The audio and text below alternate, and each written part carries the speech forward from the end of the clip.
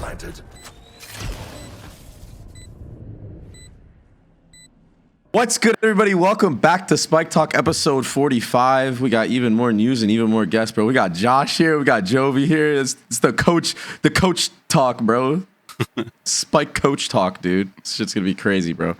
I'm a player now. I wanted to get Cruz on instead of Jovi's bum ass, but I'm just kidding, bro. I don't know why I called you a bum. Dude, by the way, Jovi. That shit, Jovi. Yo, by the way, hold on. Josh, Jovi has like the best ramen hacks ever, bro. Like, this have you tried it yet? Hacks, bro, I haven't tried it yet. Actually, you know what? I'm gonna fucking. Jovi just knows shit, bro. I'm gonna order it for you, bro. Tell Jake about it. Yo, tell us about your ramen hack, though. Tell us about your ramen hack. All right, so here in Korea, the Wingstop is unbelievable. Okay? It's like the best Wingstop I've ever had. So what I do is I get the Nongshim ramen. I get Wingstop, like boneless wings. I put it into the Nongshim ramen. I get 2 like hard-boiled eggs, put it in there, and then cheese. And then if you have like green onion, you put some green onions in there too. Bro, that's a whole meal. It's perfect. I'm literally the first thing I do when I get back to facility, I'm gonna bring that shit for Jake and have him try it, bro. Jake and Alex are gonna. Wait, we need a camera on him. Yeah, so Valid and Jogamo, I'm gonna get them both of this shit because there's just like this big meme within the team that these two motherfuckers just eat food all the time, bro. You know, I wonder. So we're really cool with the Nongshim guys. Like the CEO of Nongshim is like really good homies with like our GM, and they're here sometimes and just hang out. And they give us deliveries of boxes of ramen for our guys because we eat it so much. I wonder if, Jovi, if we can talk to Dohoon to see if like they would send G2 a care package. Like bro, send us one, bro. We would eat that shit. We'll try bro, that shit's gonna be gone in like 2 days, bro. The Nongshim guys are cool. Ours was gone in 2 days. Coaches, staff, they're so fucking cool, man. They take care of us. They hook everybody up. That shit's ass gonna be gone in 2 days, bro. You should see how we snack in between maps, bro. It's insane. No, we're too big. Eat two. Eat two. Yeah, no. Eat two, bro. It is Eat two esports. Oh, bro, they got me bulking, bro. They got me bulking. I didn't hit the gym, so I'm just fucking dirty bulking like crazy. Oh, that's tough, bro. Yeah, life's hard, bro. That's probably why you were so heavy to carry on Corrode, no? Bro, shut the fuck up, bro. Starting off strong. Shut the fuck up. 4 and what? 4 and 20? 4 and 20, bro. I haven't dropped 4 kills on a map. Listen, that I'm 30 years old. No, I'm sorry, Primi. I'm sorry, Primi. You're the GOAT. Actually, Primi's the GOAT, bro. I'm not even trying to start that beef right now, bro. 4v1. I'm not even trying to do that right now. 4v1. Yeah, no, forget. Fuck that. You got that clip, yo. Hey, fuck that. Anyways, hey, listen. Let's talk about some shit that's been happening, bro. So Gen.G picked up Lakia again. Ash gone. Lakia's back. What are your guys' thoughts about this? I thought Lakia was good last year, and I kept saying I was kind of surprised. And then I heard he had a wrist injury, and we dealt with that with both Governor and Cruz. I'll be honest with you. I don't necessarily know if it makes them better in the short term. I definitely think in the long term it does, because Lakia, like if they make it to champs, they'll be much better than they were with Ash for sure. But right now, with the transitional period that they're going to have to go through with acclimating to him and him getting used to everything, I think it was a bad time to make a change, but unlucky. Is he starting? Does anyone know? Word is he is. I'm not really sure. Okay. So I think it's a weird time to do that.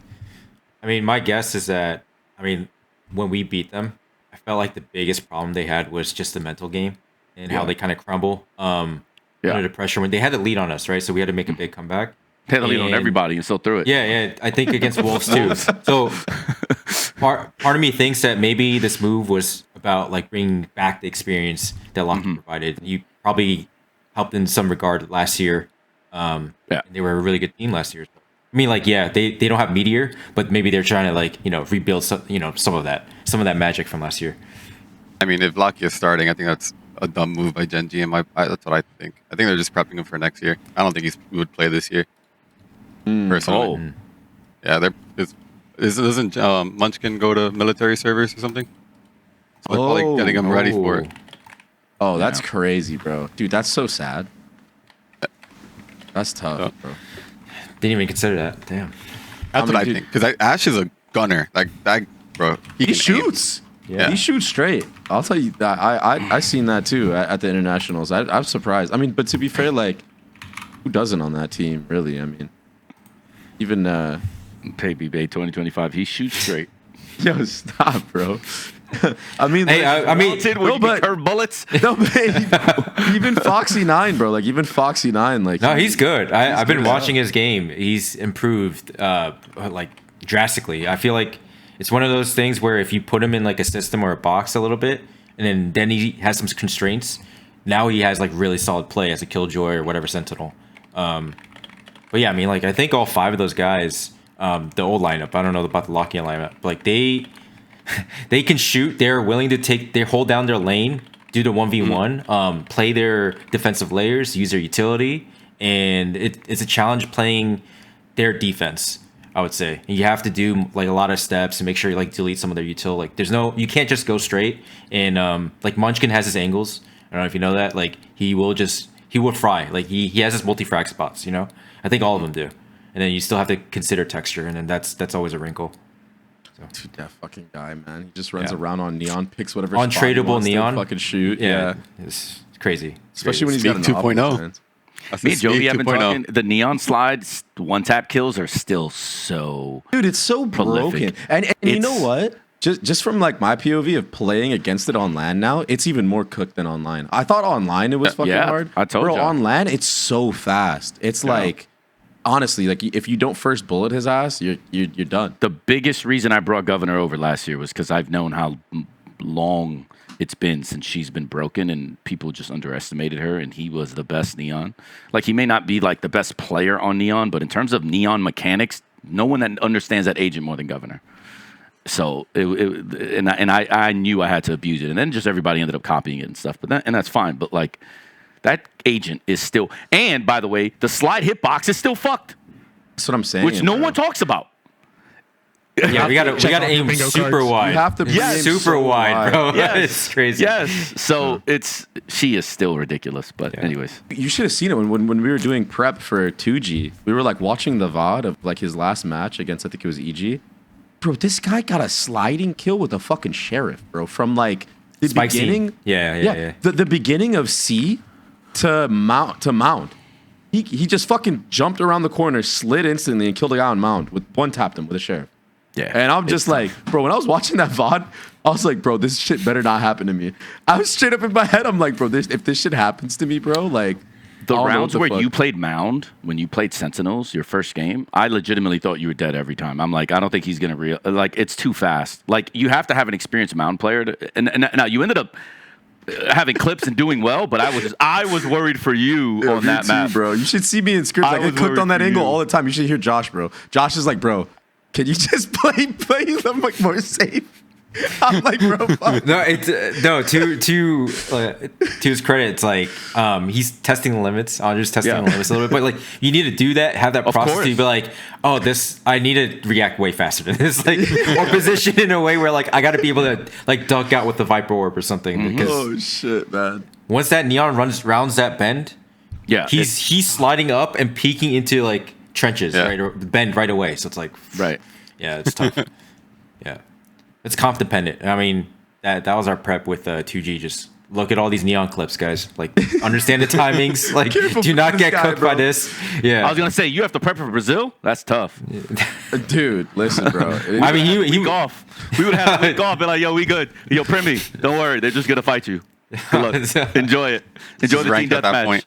yeah, but you motherfuckers got the Bro, APAC these game, games bro. that I'm That's not watching fair, from bro. Brazil, it's tough, bro. yeah, no, it's not great. These guys are playing like not even Valorant. They're playing like not even CS:GO. They're like they're playing like what the fuck's that game that Jogamo was playing on his stream where like you're like a drug dealer and you just like run around and do shit No and you kill people and way, stuff. What's that bro. game? Oh, Schedule You know that One. game. yeah, no, Oh I've my seen it. I've seen it. God. What's the name of the game, Bro. Jovi? It's Schedule 1. Schedule 1. They're playing Schedule 1 in Valorant. It's so That's fucking, crazy. bro.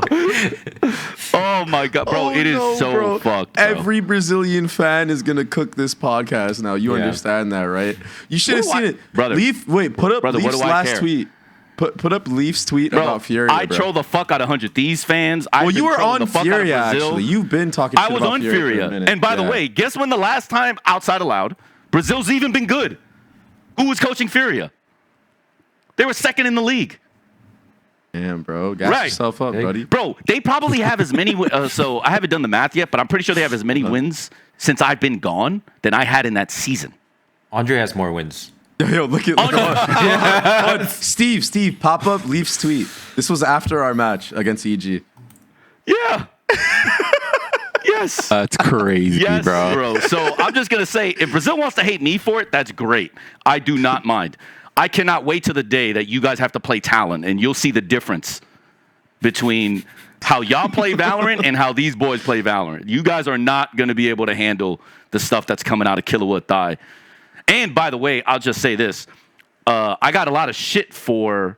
You remember when I said that I thought my Furia team was way better than my roster last year? I think, I remember. You remember? I remember, yeah. Josh, do you remember ever scrimming us or the... With DG's in? Yeah, the roster I had. Yeah, you guys were insane on Ascent. I remember. That sticks out to me a lot. Wasn't that roster secretly low-key good? I mean, even the Loud roster earlier this year. That's what we were saying. Right, the one with... Yeah. We were saying that too? I mean, Yes, now we that... said the same thing. We said now the same that roster is gone, they were beating us in scrims all the time. And we're Yes. yeah, this is a playoff we don't want to play them in a playoff matchup. But now that the roster's fully dissolved, I can say these things. Yeah. Right. We have our internal data. I think every team does, and I feel I wish they weren't so overreactive. 100%. Now, I will say, when I said Brazilian, I've also excluded Loud, and Babybay would tell you all the time. I think that Loud's team earlier this year, even the roster they have now, is really solid, actually. So when I say Brazil, I mean minus Loud. I'm talking about all the other bums. This MMPR? Well, not really. To me, they're international. I don't really peg them as Brazilian. Just because you have Ospas, you're not just Brazilian. You know what I mean? Like in my head, that's just not how that correlates. I'm talking about the real bums.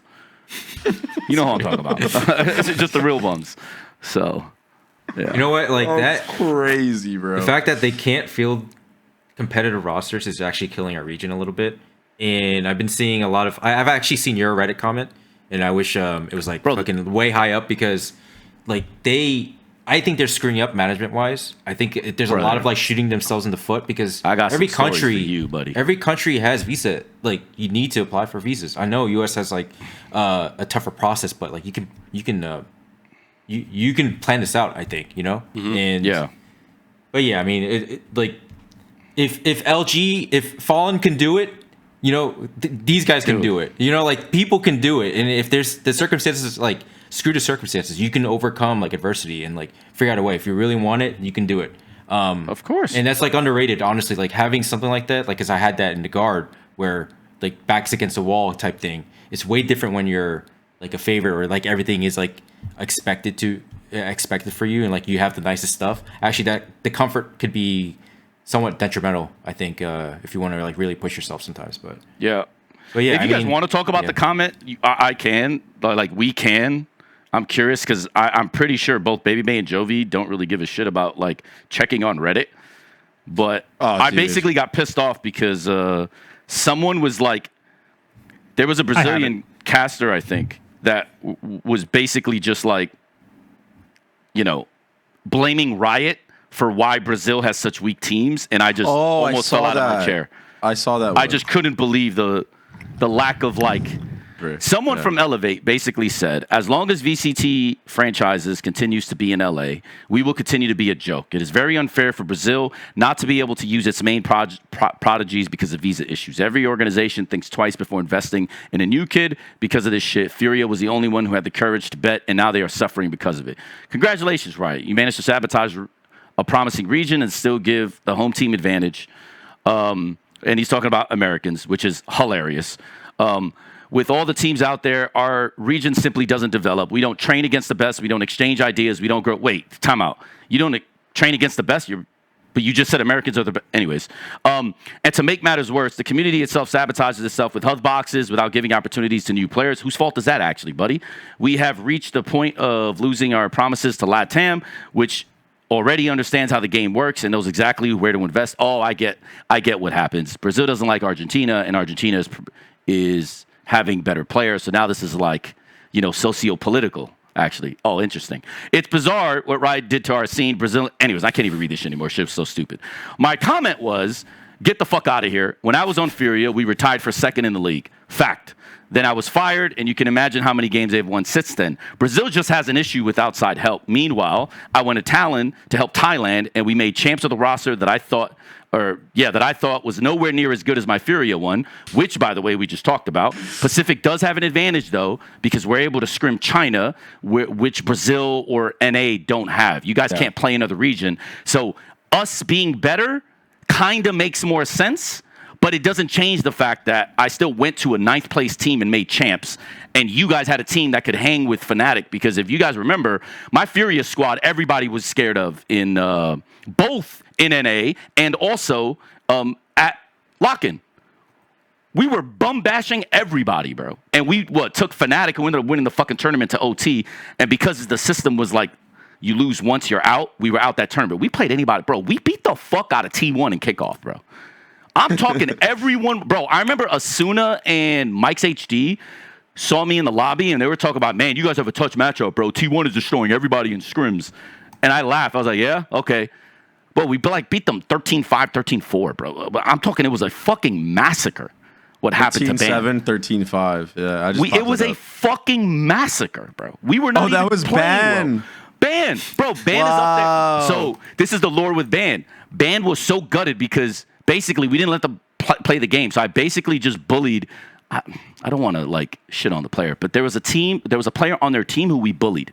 We literally said, find him, kill him, because he was an Overwatch player. I just basically, I'm not doing that. Munchkin? I'm not doing that. Let people figure it out. I'm not doing that. Okay. Arpe? I'm not doing that. I'm just saying, dare you, bro? This guy's an Carpe's Overwatch my player. goat. Just fucking shit on him. DG's in, put foot in ass, right? It was just that simple. There was no real game plan. It was, they suck, you guys don't. They had 3 Just shit on them. Overwatch players, you motherfucker. Which one But was that's it? why I'm not doing that. Anyways, and all I'm saying is, I just did that. It was not even that hard. Was he on the guard by any chance? Brother, we are moving on. So what I'm saying is, this is a team with QCK, Khalil, MW Zera, who will never get as much credit for being as good as he is. Partially, it's his fault. But I'm just saying, that roster is phenomenal. And by the way, none of them are professional players anymore, which I will also say is both sad and also stupid. Because I know how good those guys can be. And for some reason, Valorant is like, nah, you know what? I'm not even going to try to shit on some of the players that are on rosters. I'm just going to say, when I look at some of these teams and how they're constructed, and I think about the fact that QCK and Khalil aren't on rosters, I'm like, bro, y'all fucking trolls, bro. So I feel that Furia roster, and I remember FNS was talking shit like, I don't know, Hector doesn't know what he's talking about. That team would have never done anything. Meanwhile, if you ask someone like Josh or people that actually played against us, that roster was so fucking good, bro, and disappeared into the wind. Mazin, for instance, everyone's talking about we don't have good IGLs. We do not have good IGLs in Brazil. Let me tell you something about crws and Mazin. No disrespect. The day I entered Talon, Mazin was like 3 times the caller that crws was back then. He was just superior. Also, just so we're clear, he had better mid-rounds than Ban. He had better mid-rounding than Ban. You know where this guy is right now? Siberia somewhere. I have no idea. So they talk about yo, Brazil doesn't have good IGLs. I was around a guy that I thought was a fucking good and smart player. Jovi, I think you'll defend me on this because you not only spoke to him and you were around, but also your player Julia probably had a lot of respect for him too, if I'm correct. Yeah. And when we would go over there and she would talk with him and stuff, she would tell me that he knows his shit. So. Yeah. And they talk about, yo, we don't have good IGLs. I'm telling you, there's a guy that is a good fucking IGL. He might be stubborn as shit. I'm not going to argue, but he's good as fuck. And yet, their biggest complaint is, man, because Riot had this league in America, guess what? We have no good IGLs. We can't develop. It's like, bro, you have the guys. You guys are just trolls. They are undervaluing the actual talent that exists there. And then they're complaining and blaming everything else other than their own current systems and ideologies. Because I'll tell you, my biggest issue at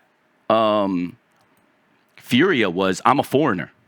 And the Brazilians don't like listening to an American. And I've had this experience also here at Talon early on, right? That's why some of the Thai players said, fuck that, I'm not playing for this guy. So I ended up building an international roster. This does exist.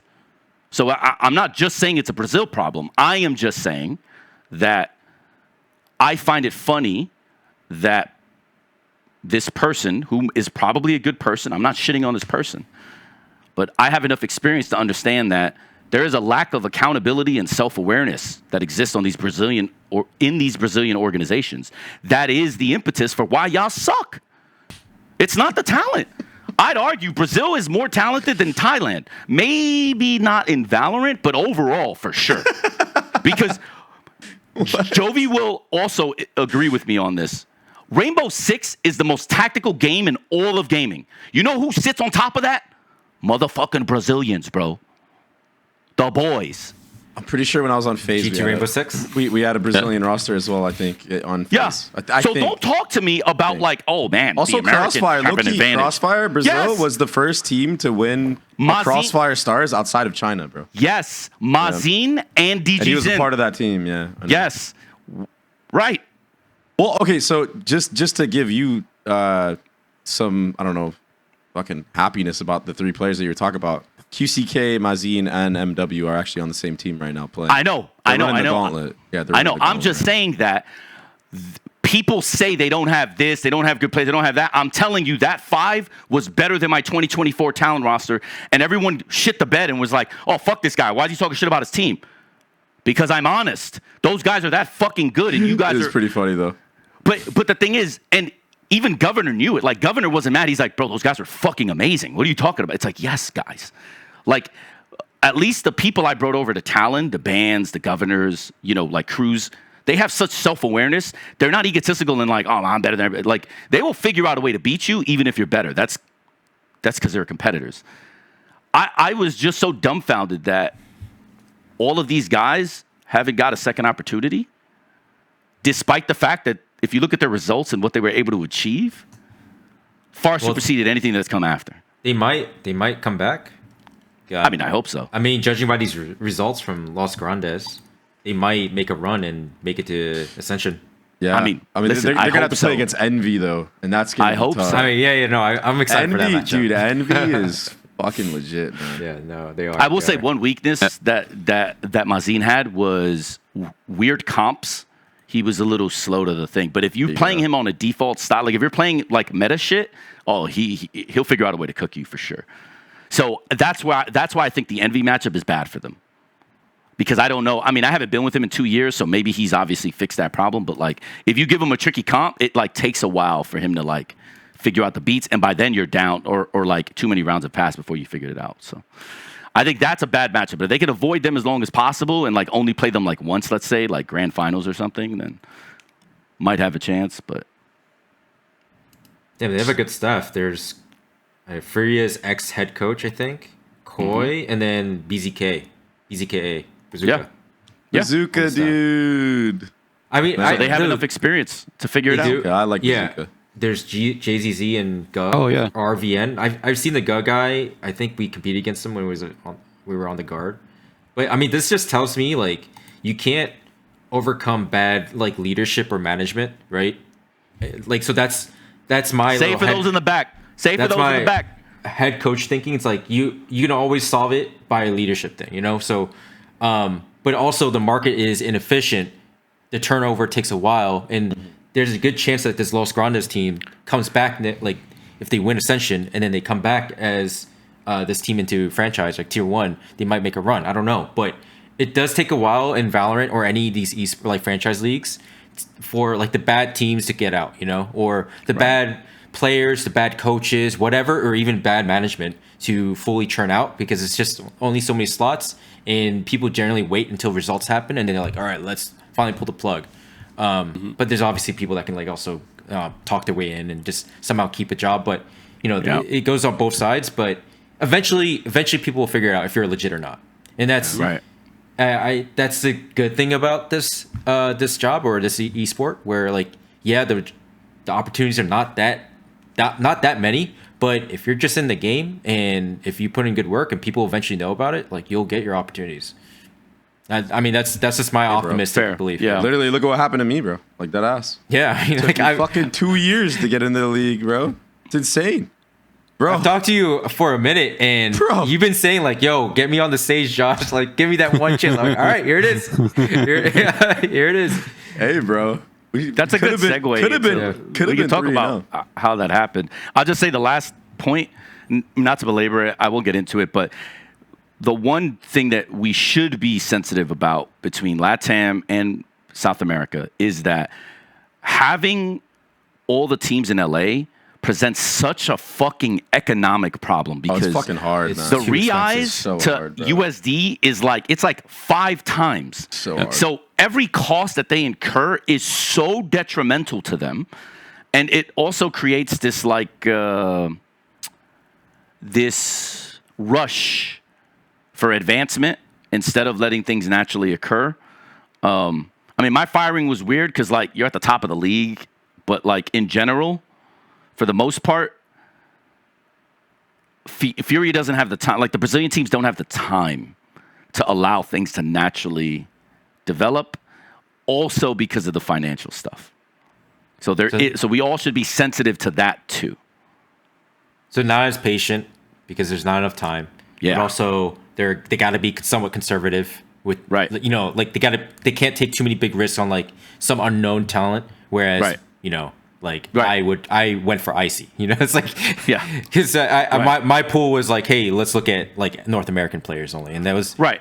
Yeah, and you have no morons. visa issues or anything. You're yeah, and you have morons at management. I'll give you an example. Carlisle didn't get his visa because one of the staff members, her dream was to go to NA. So you know what she did?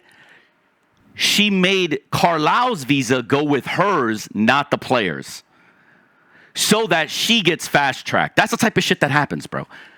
That's the type of shit that happens. And then it causes chain reaction that, we'll get into another day. But, this is the shit that happens, but only in Brazil, bro. Only in Brazil. I also remember, Frost, you were saying that it wasn't even, was it your job to, find, apartments and everything like that? Brother. And, you found, the best deals for everything and, it was still, just cooked? Bro, bro, yes. Anyway, I'll insert the episode with the rant when I can find it. Yeah. Wait, one question. What's up? Talk to me. Since you guys moved to Korea, how is that process? Is that just annoying for all these different teams to come over? Because obviously there's a visa issue or anything. You have to incorporate in Korea to make a business as you would in Berlin or in LA, right? So is that just also as annoying, or is it just better? They're just better managed. I'll talk about the X's and O's, but let Jovi talk about his personal life of transplanting to here. How's it been, bro? Honestly, it's been dope. For me, it was a little bit harder because I've also brought my dog. Yeah. So my girlfriend and our dog, it was a pain to get all the paperwork. I think that was the hardest part is doing that. But everything else was fairly easy. It was just, in reality, it was just as simple as moving in Miami. There wasn't anything too crazy. How much is more rent, bro? Not much at all. So fuck me. Yeah. Fuck me, buddy. So that stuff is, I'll explain it with Furia and how it relates to Talon, because Talon is a Hong Kong company that was basically told, if you want to be in franchising, you need to have SCA presence, right? And Thailand was the one, right? But we have a Korean GM. I have a Korean team manager. So we have, to them, foreigners that are running the operations in Korea. By the way, they're doing a great job at that, right? But they needed people that lived here and are from here to help us all with the acclimation of language, paperwork, understanding the social systems, and everything else, right? So what happened at Furia was there was a guy named Henry who ran all of North American operations. Mm-hmm. He was like, yo, heck, we're going to get into franchising. We got to move everybody to LA. You're the guy. I've known you forever. I was at Secret. So I left Secret. I hired whoever I hired in order to take over and do their shit. I left and went to Furia. So North Americans were running the Furia operations for franchising with Brazilian players. This became a problem for Furia. All the Brazilian people that had dreams of living in America and being part of America were really butthurt that they lost their crown jewel and weren't able to come here. that was the socio-political dynamics that was happening between me and Henry. Henry, by the way, no longer there at Furia, despite being there 6 years because of this whole dynamic. Because he didn't like the fact that he had to, like, you know, fire me in the first place because of what the fuck was going on, right? At Talon and in Pacific, you have an entirely different system of operations. Because all of the foreign teams that are not Korean have Koreans helping. And it's like, it's because you have to. There's only one region that I've ever been with, South Americans, that decided, nah, you know what's the smartest idea? People that have never been to America should run American operations for my Brazilian company. And ergo, this is why it's so complicated for some of these people, whereas others, it's not. Because Talon was smart enough to go, let me just get a really smart Korean and let me fill the staff with a bunch of Koreans in Korea that can take care of everything for the Thais and the Americans that are coming over. And it's created such a seamless process because as Jovi, we really don't have to struggle here with like a lot of stuff. There are so many people here that take care of most of the mundane things that we have to. Our job is really just to focus on Valorant. So we're blessed to be in this spot when I was not in that in America. Also, like your guys' like setup. I like your like whole facility, dude. They have like convenience stores. They do. What's that egg place that I got? Egg drop. Oh Hell fuck, yeah. egg drop is so legit, bro. Yeah. Oh my gosh. Yeah, the location is It perfect. would be really complicated. Like, imagine if I'm having to do the same thing I had to do in Furia. Bro, I don't write Korean. I don't speak Korean. Yeah, how are you gonna like? So You would probably no. outsource it to somebody else and be like, yo. That's exactly what would happen. Yeah. Instead, they got a really talented GM, and then they just hired him, and he runs all of esports operations out of Korea. This just makes the most sense. So, like, they thought forward about getting foreigners. I say foreigners because, like, the one thing I'm noticing about Asia that doesn't happen in America, like, for instance, I'm a Latin American, right? My whole family's from Latin America. Like, my dad's from the Caribbean islands, my mother's from Central America. Americans, Caucasians, look at us like we're different, even if we have an American passport. Right? Same with South Americans. If you're like Argentinian, but you have an American passport, we look at each other like we're different. It's so interesting because in Asia, I feel the opposite. Where, like, obviously, we've all know that, like, you know, there are like rivalries and like countries that have like weird histories. But for the most part, when it comes to business, there isn't like I have yet to see in myself, especially here at Talon and like the places I've been. Like T1 had American staff last year. There's less resistance to like getting outside help if you need it. Whereas in America, I feel there's actually more resistance, which I think is like ironic actually. Because what I always heard was it was worse over there. But now that I'm here, I feel like that's like not the same. Now, I don't have as much experience with like, you know, I only have like a few experiences with this here. So maybe I just got lucky. But from my personal experience, it seems like there's much more resistance to outside help in NA than there is in Asia. I don't have the same experience, bro. Yeah, I don't have. Yeah. You just I an don't have OG any to the experience game, with that. brother. I don't know what to tell you, bro. This guy's just done it all. Unlucky, Americans, bro. Americans just outsourced I thought I fucking did it all, to bro. different countries. Right. Yo, dead ass. Yeah. Yo, dead ass. That's crazy though, bro. It's crazy work, man. Yeah. It's crazy work. You know what else is crazy work though? You're gonna move on a little bit. I was gonna say, Ye putting in the working on Corrode, right? Nah, bro. Shit. All right, my bad. We're gonna get to that, but Fayde, bro. Wolves just not making it, dude. It's fucking crazy work. I don't bro. know what happened with Faded's team. I think it was post fatigue from Toronto, because they went to ESW. No, they didn't. Pop up his tweet. Well, so this is the weird thing that I was thinking about. Like, they didn't go to EWC, so they had all this Right. time to like prac or like be more creative or whatever it may be, right? And I mean, then you look at what happened, and it's just like, how does this happen? How does the team go from getting third on that run to not even qualifying for a playoff? Okay, the easiest explanation is because download complete, and Josh, you'll know it's download complete. The more difficult thing to talk about is why didn't they evolve?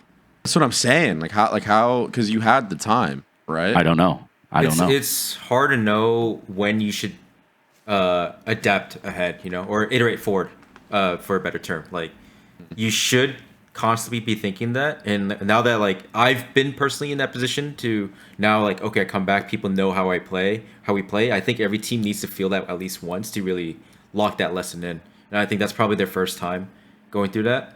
I'm just based on results. I didn't watch any of their games. In China, at least, like, it looks like the first 2 games were pretty bad stomps, and then afterwards it got really, really close.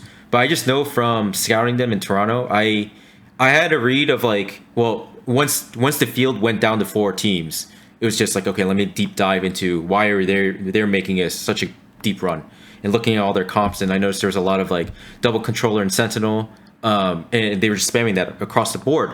And I was telling my team, like, this is a really good way of playing because it just provides so many questions that the other team needs to answer. And if you go into the match not knowing, like, okay, how do I deal with all this stuff, like the Cypher and the Viper and the Omen, and they were, like, they had such great stage presence. Honestly, that was, like, a big takeaway from me.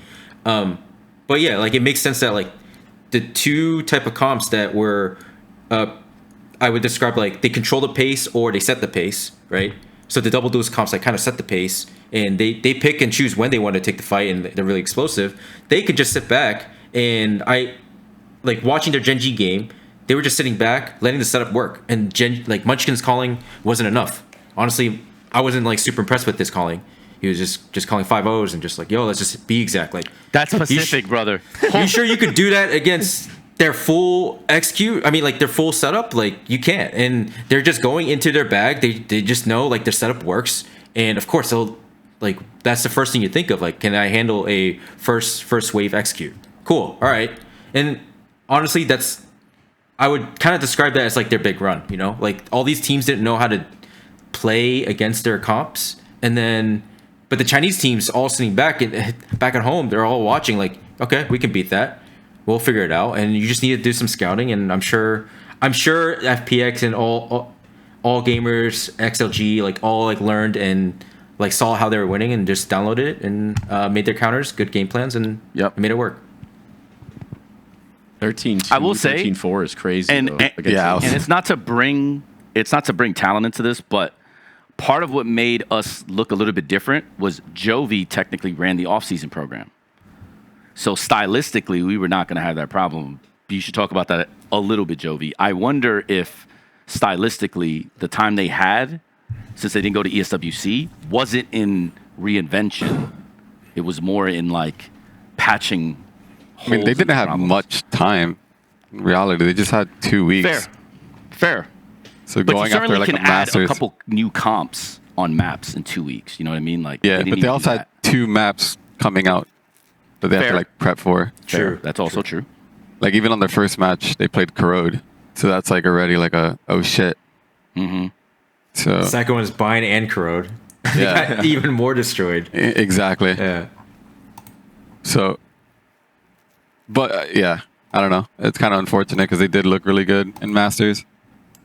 Being able to make that run, but that's, like, a very big downfall. They are a good team. Is China just that, like, close? Like, is that what it is? Like, are the teams just that close? Like, anyone can really beat each other? Because, I mean, like it used to just be the EDG train the entire way through in the normal season, right? I think Valorant is that close, except for America. America is it like, does feel like the they're so top heavy, it's sad, crazy. bro. But in Pacific, I think that is, like, 100%. Anyone can beat anybody, really. Yeah. And then in China, I think that exists, and I think there's a certain element of that also in EMEA. Is Much that better. only because Much bigger. EDG fell off, like, massively? So that's what I'm thinking. Yes, Because yes, EDG it is. at But one they shot point was themselves just in the foot, so so way ahead. That's on them with that Simon shit. Yeah. Well, let's get into it. Fuck it, bro. Like, Ye is nasty on Chamber, bro. It is what it is, man. Like, what the fuck do you want me to say, bro? He is, but unforced errors, I thought. But it's okay. Yep. We learned from those. Trust me, I've had a bunch too. So, dude, I was telling this story before you were here, Josh, but, like, at some point in that first game, I remember I was going to grab my cup of, like, water, and I looked at my hand, and my hand was going like this, bro. And I'm just, like, in my head and, like, in the way I was talking and everything, I was like, bro, but I'm, like, calm right now. What the fuck is going on? I was so cracked out, like, off of, like, the fucking big-ass Starbucks coffee that I got. Yeah. That That's I a just, problem. my body was just freaking the fuck out, dude. And then I'm thinking in my head, I'm like, wait, why is my hand doing this, bro? This is fucking weird, dude. And then Don't worry, like though. He has like 10 years of experience. Bro. I know, bro. It's so weird, bro. But then I had to like chug a bunch of water, and after like I had a bunch of water, about caffeine. The last guy is on the last. Dude, episode. I took like yeah, we did. Yeah, and actually, I want to get Josh's thoughts on that too, because that is a good point. Like we did talk about like, I think I told you, Josh, at Prac one of the days, like Talon and PRX take no caffeine. But let's get into that like after this, dude. So I just started chugging water like a madman, bro. I started chugging water like a madman. Took like fucking 5 pisses, and then I was good. It was amazing. Everything was good after that, bro. I started like being able to shoot straight on Haven, and then that ascent, bro. I actually finally got a game where like I played probably the same as I would in Scrim. I think I finally got a game in where I was like, nah, I'm here. You know what I mean? Like, it was good. Yeah, no, I mean, Andre and Scrims, like, I mean, there's a reason why we picked him. I mean, we thought it could like immediately translate. I guess I underestimated like how much stage nerves would affect, but I realized like everybody's gonna go through it. It's just a new environment. It's just a new process, and it wasn't great for Andre. Like they immediately had a media whirlwind. Like, hey, you're gonna shoot this, you're gonna shoot that, you're gonna shoot this content, and he had no warm up. That's and I'm what like, I was gonna say. I was No like, dude, up against Sentinels and still dropping clips. Yeah, I did get clips. He took a map to warm up. That's what it was. Yeah, dude, that seems to be the theme. Like, that first. Well, that map happened is to my just last rough. team all last year. We lost every map one the whole year. It was just warm up probably. And there was nothing I could stop. And even when you force a warm up, these guys are still fucking papegas, and like we just take a map. Bro. So troll, bro. We changed that. It was an easy fix. But Well, yeah, we just got tie players. Wait, yeah. Segue to your T1 match. We'll skip over the 2-1 loss. Now we're even, right? No. That 2-1 loss only really happened because it was a bad day to have a bad day. We play that team 100 times, we're gonna win 95 of them. So, but to be fair, also they're kind of on a heater, bro. Like I will say, yeah, sure. They're playing well, bro. Sure. I mean, 100%. everyone in Pacific thinks T1 is gonna lose to DFM. I'm like, guys, stop the cap, bro. Stop the cap. I don't bro. know. I mean, I don't know, bro. The player 1 through 5. There's not a single advantage they have on that team. If you're telling me you would take May over Buzz, I have a bridge to sell you. I actually have a bridge to sell you. Well, I mean, this is the way I'm looking at it, bro. Like, if I'm somebody from Reddit or VLR, bro. Talon beat 2 months ago. Hold on. No, I'm kidding. Yeah, I was. Hold on. Talon beats T1. DFM beats Talon. So, therefore, DFM must beat T1. Right? Valorant math. Yeah, I get it, bro. The math checks out, bro. It does. Listen. It does. No, but I will say I think the reason why we lost to DFM isn't even like has anything to do with inside the server. It was more like outside. Yeah. Really? Like what happened, bro? we just didn't have. Let us so know. like I brought a lot of stuff over from FlyQuest with the way like I would do things, and like we just got to the venue way too early. The guys didn't eat for like 8 to 10 hours. It was just like They weren't really warming up. Everything was so lax that day, which turned out to be a real fucking problem. No, we warmed up too much that day. Oh, you think so? Yeah, it was we warmed up way too much before even going into the BO3 with no food. And then like the first match went into a BO3. So it was just like such a long day that once we had to like sit down and lock in, you're already like just out of it. And I think going and even though they were trying to like bring themselves back in, like we were laughing after the sunset because of the way we lost. Like they were still trying to bring themselves to it. That's and it was just out of energy. We were just literally out of gas. So it wasn't like an emo loss then. Like it wasn't like No, bro. Okay. No, everybody, bro. We lost both pistols on throwing. By the way, 3v1. Still won the map though, right? Yeah, but my point is, it looks close. But like, if we don't throw, like, dude, it bad day to have a bad day. It's fine. That stuff with 3 rookies, shit's gonna happen, bro. Okay. So all right. So hold on. So let me get to my point. So what happened when you guys were gonna play T1? Because I heard some shit about like we were talking like a little bit before we went live about like also no warm up time. Yeah, the power kept going out in the room, so both teams kind of got fucked because you couldn't practice. Oh, no. Basically, no warm up, and you had to go straight into the match. Yeah, it was kind of unlucky. Oh no, it's so unlucky. I got Primi who could just wake up and fucking shoot straight. Oh no. It's true aim. Oh no. It's true aim. I saw that last round on Kuro. That was I think everybody did. That was nice. Cold. By the way, you know who does shit like that all the time on G2? Fucking Trent, dude. Trent always has those moments. where Habib, the dude, boy. I swear, I know. When I watched that Primi clip, I've I was known. like, dude, I've seen this shit. Like I looked, He was about to do it on that Dude, he last almost round did in it. EG. He almost did it yeah. on Corrode as well. Yeah. Damn. He's like, man, I gotta raise my sense. I gotta hit. I'm that like, shot." In fairness, it was, I think, really tragic because DH is getting a lot of shit for like what he did, and I'll say he had the right idea, but the timing was all fucked up. Like I think T1 made it as easy as possible for Primi to be able to do what they did because the Heaven guys went so fast compared to the lower guys. Yeah. So, but that kid's capable of, bro. He's. If you're gonna give it to him, he'll punish you. There's a reason I keep saying for 2 years now he can be the best player in the world. I'm not like, this isn't a joke. Jeez. Yeah, I mean, that, bro. I wouldn't give DH shit for it because in reality, like the one tap on Meteor is just that's incredible. That's just good crosshair placement. Like- But Primi's that guy. Like it was literally I mean, just a DH one had tap a on the great smallest series. head. Yeah. Yeah, Let's he just say played how phenomenally. DH, Yeah. DH played good. Bro, DH was their best player that series. So like, but yeah, I mean, you know the online discourse. When they lose, it's like, someone has to go down, I guess. But, Online discourse or like internally? Do you know Eternal what? documentary. Okay, so Yeah, let's talk about the documentary, bro. Because you are, Okay. dude, you're in their head so rent free. Like when I'm watching this documentary, bro, about like the whole matchup against you, bro. man, I it's got so crazy. much on that, but I'm not gonna. And I'm by not the way- gonna do it. I'm gonna be nice. Okay, you I'm can be nice, but talk about your shirt, bro, and because people are gonna forget why and when you wore that shirt. Just tell us, bro. Oh Go my ahead. God, it was supposed to be subliminal, but No, okay. just do it, bro. I'm just gonna, we're just gonna trust the process. That's like T1's like favorite saying. So I wore this last year, and we're trusting the process still. So it is what it is. It's not meant to be disrespectful. It is Mimi, and it is me just basically kind of like. I like to show my Korean brethren a lot of love. The same type of love they show me, I reciprocate it in kind. So that's just what this is. This is just that same. You know me very well, both of you and Jovi. I will return that energy in kind. Like I'm about that like that. So, if you want to make this a forever thing, we could do this forever. I am down. So you bring your 5, I'll get my 5, and we'll settle this. So You we're got good 1 like that. year left, buddy. Not even, bro. Calm down. I got like 2 months left, basically. Yeah, right. So Okay, me and then too, I'm bro, back don't to worry. Siberia, I guess. Unlucky. So Me too, bro. Don't worry about it. All right, but anyways, you play PRX next. That's gonna be fucking hype. That's gonna be hype because honestly, you guys run a lot of the same shit now that you have Ty on Duelist, right? So it's like you're able to run the double Duelist on some maps. Like you basically play you do play the same comp, like character for character on Lotus. I like how you're like glossing over the fact that Zeta beat PRX. I'm like the only one that thinks that shit is fugazi, bro. I mean, It's fugazi, bro. They knew that no matter what happens, the first seed is our match. Even Jinx said it on Twitter, and like he doesn't post stuff like that ever. They know, bro.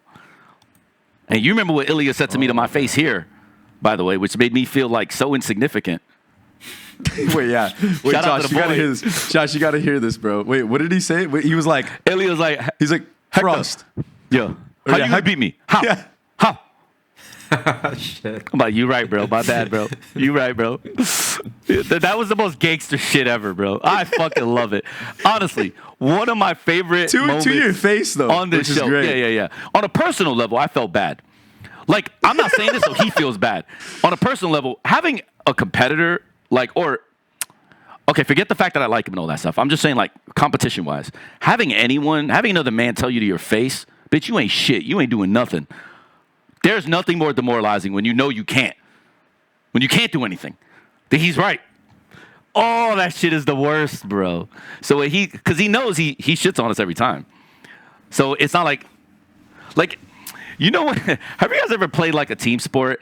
And when like a bench player or some other dude that's like not doing shit is talking shit to your team, you're like, bitch, he's the one carrying you. But you That's can't do like anything way about it. different than like the guy carrying them is talking shit to you. Like, bitch, you can't stop me. Just eat this. It's like, oh my God, bro. The Larry Bird. Just That's he'll the tell worst, you where he bro. shoots. He's It's gonna the worst, I'm gonna make a shot right here. You can't stop Yes. me.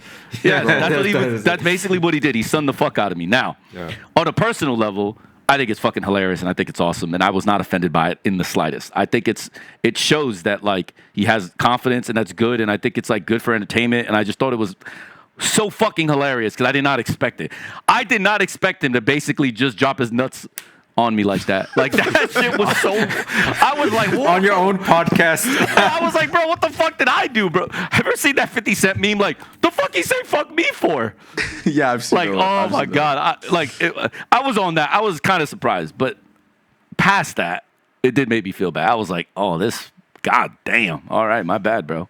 I'm thrash, I know, but fuck. But it was a 5-0. hilarious moment, and he did that.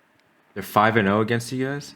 I'm looking at the VLR. Bro, they have my number, That's bro. rough. There's nothing rough. I can do. There's nothing I've come up with. Everything I try just seems to just not work. Now, in fairness, it's always 2-1. Since I've been here, it's not like we get tossed. It's always 2-1 since I've been here. That's not true, bro. Is it? Because there was one No, I don't time when think you so. got 13-0. No, yeah, but we Tell still Josh won the a map in that story. series. How What do you- you mean? I'm Tell looking at Josh it. how you got 13-0, I'm looking at it. No, Tell I'm him a the big fan of the gameplay. podcast. Tell him the game. Oh, you remember? It's to fight them. I'm Yeah. like, Yeah, well, I tried. Yeah. I'm trying a lot, bro. What do you mean? I don't think it's been Your 2-1. homie was like, bro, I Oh, tried no. everything. I don't know what the fuck to do. Yeah, We played them. Guys, just we run played at them them. in playoffs in season Just 1. run at them, And bro. we played, season 2. That's right. When we did get 2-0 to season 2. That's right. My Twice. bad. Wait, My bad, my what bad, is my bad. what is Sen's You right. fucking when Sen loses a map and like they just like they aren't taking fights? Oh, what I is know their what it thing? is. What It's do they balls. say? Balls, bro. Yeah. Yo, Frost hit a 1, 2, 3 balls. Fucking Right. Yo, run it down Actually. 13-0. I mean, I tried the same shit against Gen.G on Pearl. That did not work either. Oh hell no, bro. So, yeah. I mean, sometimes you swing and miss, bro. I've had a lot of those misses for I sure. respect that. I respect that. APAC teams are. It does are- explain Ilya doesn't. Something does not respect it at A all. win-loss. I mean, I wouldn't if I'm 5-0 against the team. Like, yeah, there's no way. Dude. Yeah, I know. Wait, I want know. to ask a question though. Talk to me. Why are you guys losing every other week? Because I'm looking at this VLR, and it's still consistent. It's every Yeah. other week. But I will just say this. Since I've been here, every year, I've had 3 rookies. Think about it. I had 3 rookies last year. I had 3 rookies this year. I had Lenny, Surf, Governor. This year, we have Primi, Thai, and Kilowatt. And everybody thinks Primi is like not a rookie. You guys realize he only played in season 2 playoffs. That was his first game. And then he went champs and we went 0-2. He's not a seasoned veteran, guys. This is his rookie season. So I think when you put it in that context, doesn't it make sense?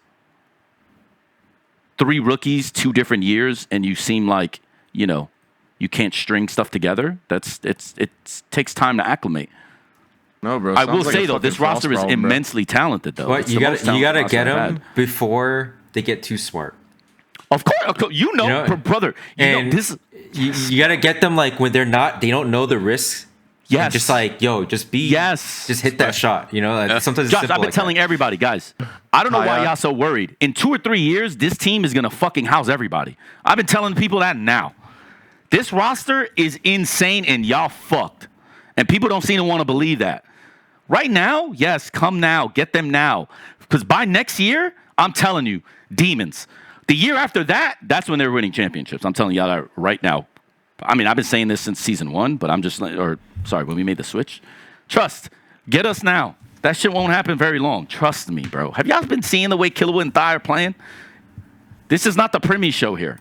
He might be that guy, but that guy has real G's. So next to him. you're saying he's the bull. It's the Bulls, and Primi's just MJ.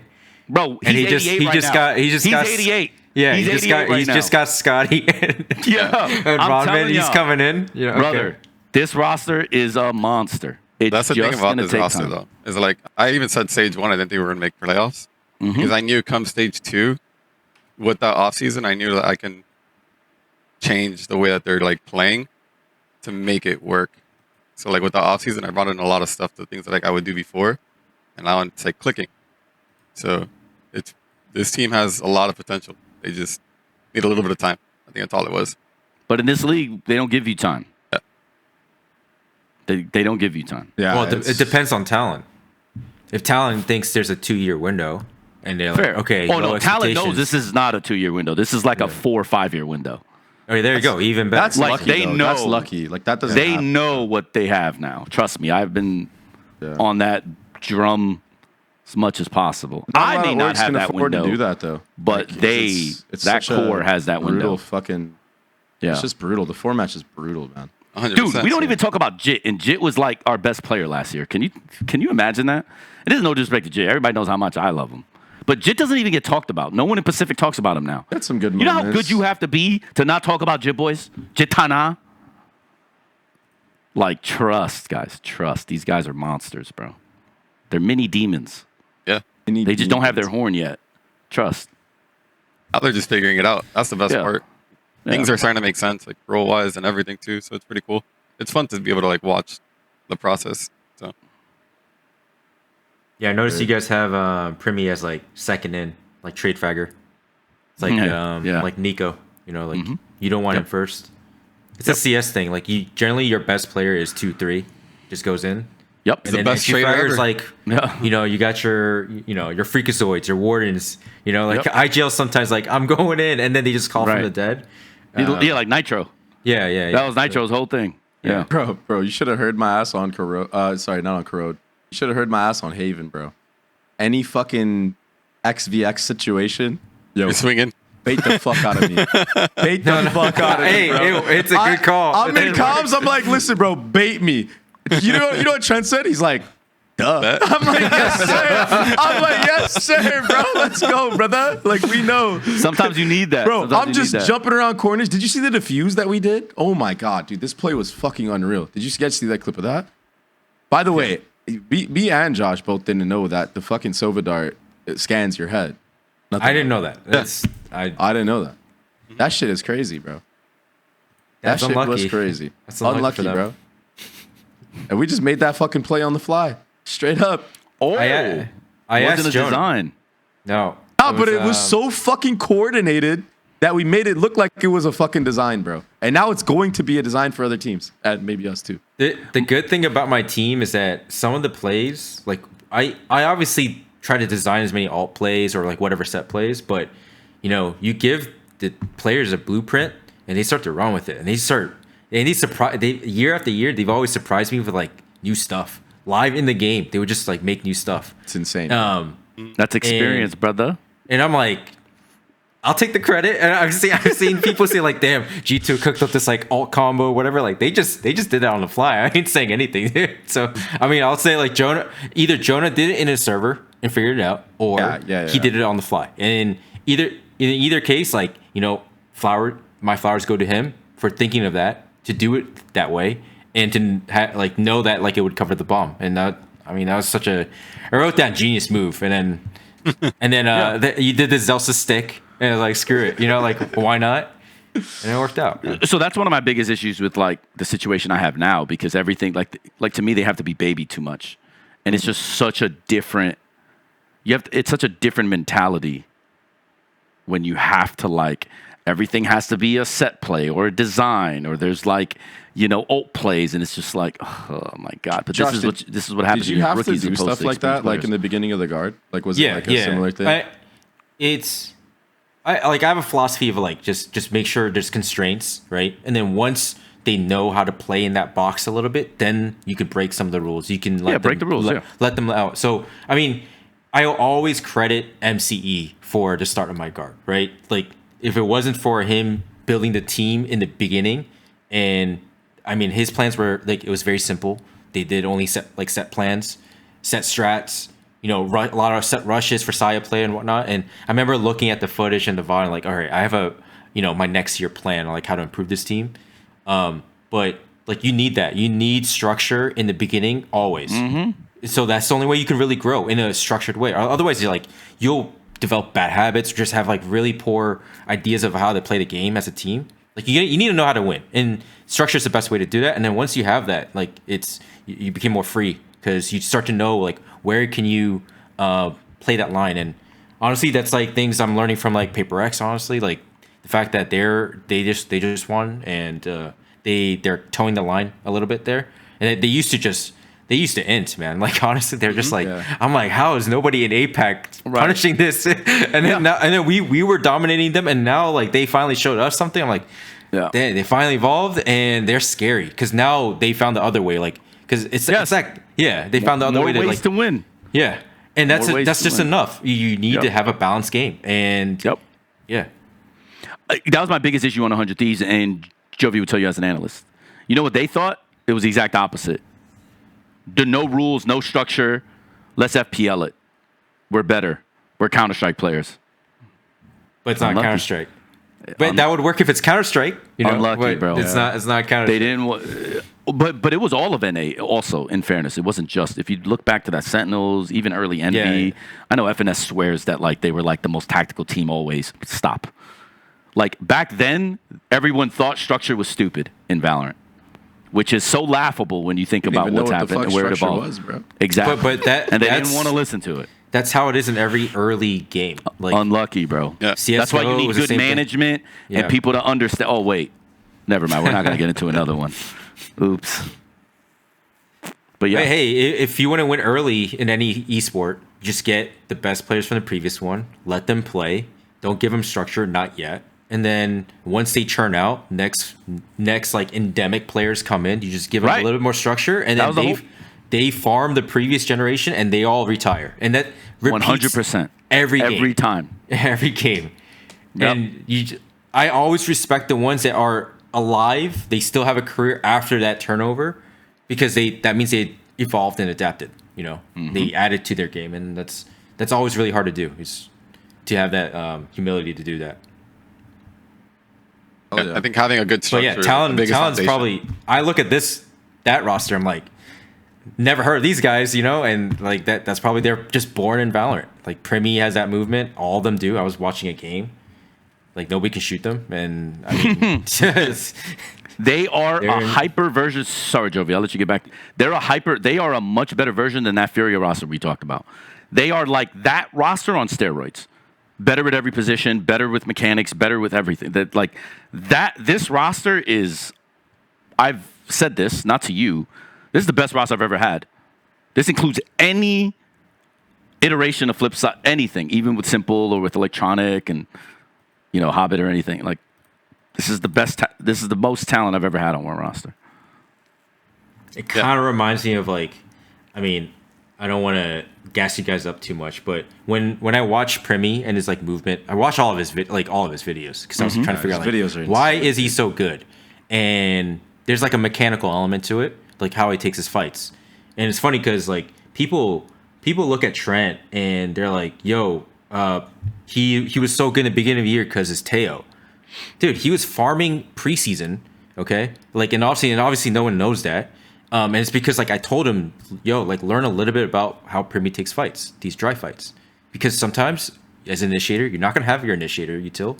You need to just fucking like just take the space back. And he started to incorporate that part of his game, and it evolved him. But you know that people only look at the Teo stuff like, oh wow, he's just winning off of clutches and whatnot. Like you still gotta win some damn duels, dude. Like some of these fights are dry, and you're not missing all of them for all the kills, you know. Don't worry. On Spike yeah. Talk, we never believed in that fucking Tejo merchant propaganda for him ever. Not But yeah, ever I was be. trying to allude There's a lot of to- Tejo merchants, but he wasn't one of them. Teo No, no, I know, Merchant was I know. Still owning It's- on Sova the entire fucking Toronto tournament. That Thank was you. off of Teo patch. Come on, bro. But it reminded me of like Donk and Kyosuke or whatever in like CS2. Like they all Yeah. abuse movement, and like Primi kind of reminds me of that. Yeah, I mean that's the thing about us as like coaches. Like we can teach the structure and the foundation, but like the mechanics and stuff, that's on the players, right? For the most part. And Yeah. these guys are like way ahead. Yeah. I think most people. I make it a point. I don't ever try to change their game, even the stupid fights. I actually this year. So last year I would get really mad at the stupid fights.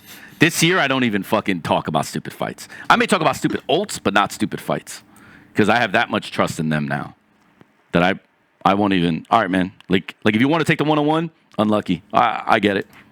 Like I will. I'm not even gonna touch that. I don't even touch that anymore. Like I really won't. Do you ever watch Mind the Game, that podcast? Oh yeah, with like all the time. LeBron and Nash, and All the time, all they the would time, talk every about time. the mid range and like how like the mid range is actually dominant in playoffs, Right. Because those guys are so good in that spot that it might as well be an efficient layup to Right. them, and they're just like and that reminds me of like those really strong aimers. You gotta kind of have to greenlight them, like that's what they want. To them, Of course. it's a 70-30 duel. Yes. You know, and in my head, it's like that's a 50-50, but like, nah, Right. practice is fight. Yeah, It's like, I've talked all right. about that for years. Yeah. So that's like some the people change inefficient math. too. Yeah. And Some but people it's- change the math, and when you have one, you got to just let them do it, because if not, you're actually just hurting yourself because you're providing less chances and opportunities for success. Some people change the math. That's just the way I've described it since 100 Thieves. This That's guy why- changes the math. that's I saw why- Ye way early, by the way.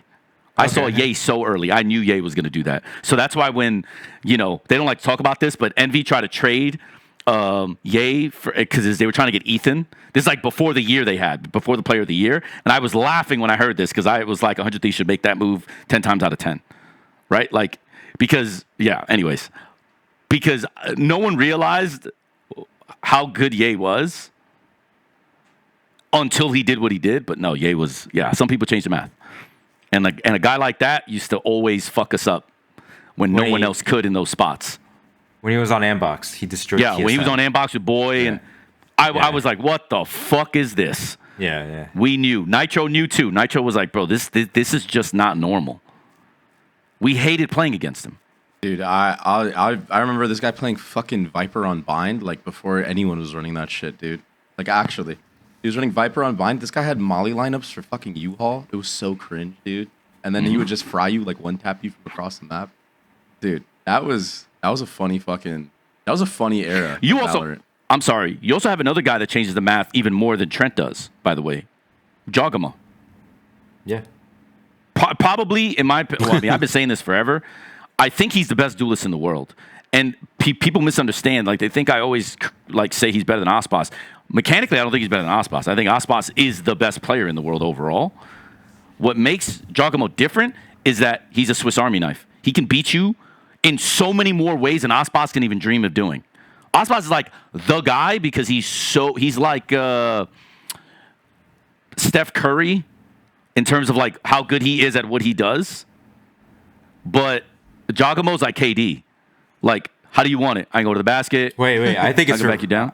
It might be It's not reversed because he doesn't have he doesn't have a post-up game. He can't go to the basket anymore. He's not as fast as he was. Maybe during the 16 run, maybe for sure. But now he's not that. KD is still that. Well, I mean, I guess post-injury and stuff, but he's still that. Like, he's still, like, he can still beat you, like, 70 different ways, and you're just going to be like, yeah, fuck off, man. Fuck you. What my mind immediately goes to, because this, like, there's a notion of, like, comfort and, like, adapting to metas. And everyone knows, like, right now, the duelist role, like, can you just keep playing Jet? And that's the big question with, like, MIBR, right? Do I keep Ospas on Jet, or should I make him learn a new agent? And is he good enough on Jet to just like warrant the worst comp with less utility or whatever? And will he provide above value, right? Mm-hmm. But something like since we've been talking about basketball a little bit, like something tells me like, what if this is like a moment where like that sort of player goes extinct, right? You need player. You can't just have a shooting guard that just only shoots and can't guard or whatever, like fair. Like there's some archetypes of players that just go extinct in the NBA because it's now like pace and space stretched out and everything. Sure. Like what but if but there's the other side to that, and the coin is, just to put it simply, when everyone zigs, you zag. So if everyone is going Yoru, and if everyone is going this, and you have a guy that is that great at that, guess what happens? It's almost like if you put Shaq from the 2000s into this thing now, you think pace and space would matter if you have a guy like Shaq? No, he's going to farm that. So. Yeah, farm it. That's my point. And I think Ospas does have that level of talent for now. Once that goes away, then the conversation is different, right? Mm-hmm. But I think, like, I probably would, because I did it with Premier. Remember, I was running Jet, like, bro. Like, some guys deserve that respect, right? And you have to figure out around that. Other guys don't. And if you're not that guy, then you need to be versatile. You just happen to have a guy that is like, A in mechanics, but also A everywhere else, which is fucking rare. And he's a great fucking teammate too. My God, fucking rare. See, I don't know that because I don't. Yeah, no, I believe it. I'm just talking about the game. Josh, like, we're in the Uber going to get food, and Josh is like, it makes sense why Jogamo has won, like why he won the championship. Like, he totally gets it, and it's because of no, you're good. And it's because of the fact that like he's his mental is so good, bro. Like he knows he's fucking good, but he's also like humble about it. And he just fucking goes and owns, bro. I don't know how to explain it, man. I mean, his biggest thing was like he's like a sponge, and he's always willing. I mean, I don't know about anymore, but I remember when I was in EG, like he would just ask questions and be willing to like listen and learn constantly. And I think that's like the biggest thing of like a player. If you're willing to just sit there and learn and just be a student, that goes above everything overall. He still is. He still asks like all the coaches questions. He keeps asking me like what he needs to improve on. And honestly, like some insight with the team. When he joined the team, it was super fun. Like he was just a huge sponge. But I think there's an expectation. I mean, when you see this roster, you're like, I could take a step back a little bit and like see Jonah clutch, Trent fucking farm, Jake call insane mid rounding and like also be a crazy fragger, and then you have Leaf, like that guy is just putting up numbers every game, you know, and you realize like I had a big ask of him to like, hey, actually try to step up to the way you were doing in EG, where like you're helping in the background, helping the micro, the pace, finding like controlling the game that you want to, because it's one of those like he's just listening too much. I actually want him to just like I'm gonna call this play and you guys just follow me, and I'll do that a little bit more. And there's glimpses of that, like map 3 in Abyss grand final. That was him. That was just all him, like just calling like this is my setup. I'm doing this every round, and he was just so confident doing that. And now it's just me trying to encourage that more and more. Just like, hey, like even if you don't feel like it, I need to force it out of you. Because eventually it'll match up, you know, like the cognitive dissonance will match up. Like sometimes you just got to act confident, and you know that's why I wanted Andre on the team. He brings energy in like Andre is now a witness of this, like because of those like little things he says, like you know it's fine, nice tries, all that stuff, like positive affirmations, and just having that mental bounce back after a shit loss. Like we would get 3v1'd and. Before, my team's tilted for 2 rounds. Now it's half a round maybe, and I could tell it's going lower and lower, even to the point where I don't even think they're tilted in the next round because Andre's immediately like, you know, even blames himself, you know, and that's like, you know, sometimes you scapegoat yourself a little bit too much, but like honestly, it's good. It's fucking good to cope like that in a live game. VOD review aside, like of course we'll fix those mistakes and stuff, but. Bro, deadass. Yeah. After our Corrode loss, right? We actually brought it all the way back, 13-11. And I think I remember we were down 12-6, and even I was like, listen, guys, like who the fuck cares about the score? Let's try to win as many rounds as possible. And like I didn't explain like why I said that until after the game. Like obviously it was really close. Trent almost got a 1v4 or whatever to make it to go OT. Instantly after we go outside, you know, we're like team huddle, whatever. I'm like, listen, I got chamber diff, but like momentum is back in our fucking favor now because we brought that shit all the way back from 12-6. These guys thought that shit was free. Like they had that shit willy-nilly, and now they're shook. You know what I mean? And then look what happened the next 2 maps, bro. They got fucking rolled, dog. This shit wasn't even close. And they won both pistols on fucking Haven. How the fuck you get 13-41 both pistols, bro? I know. That's actually insane.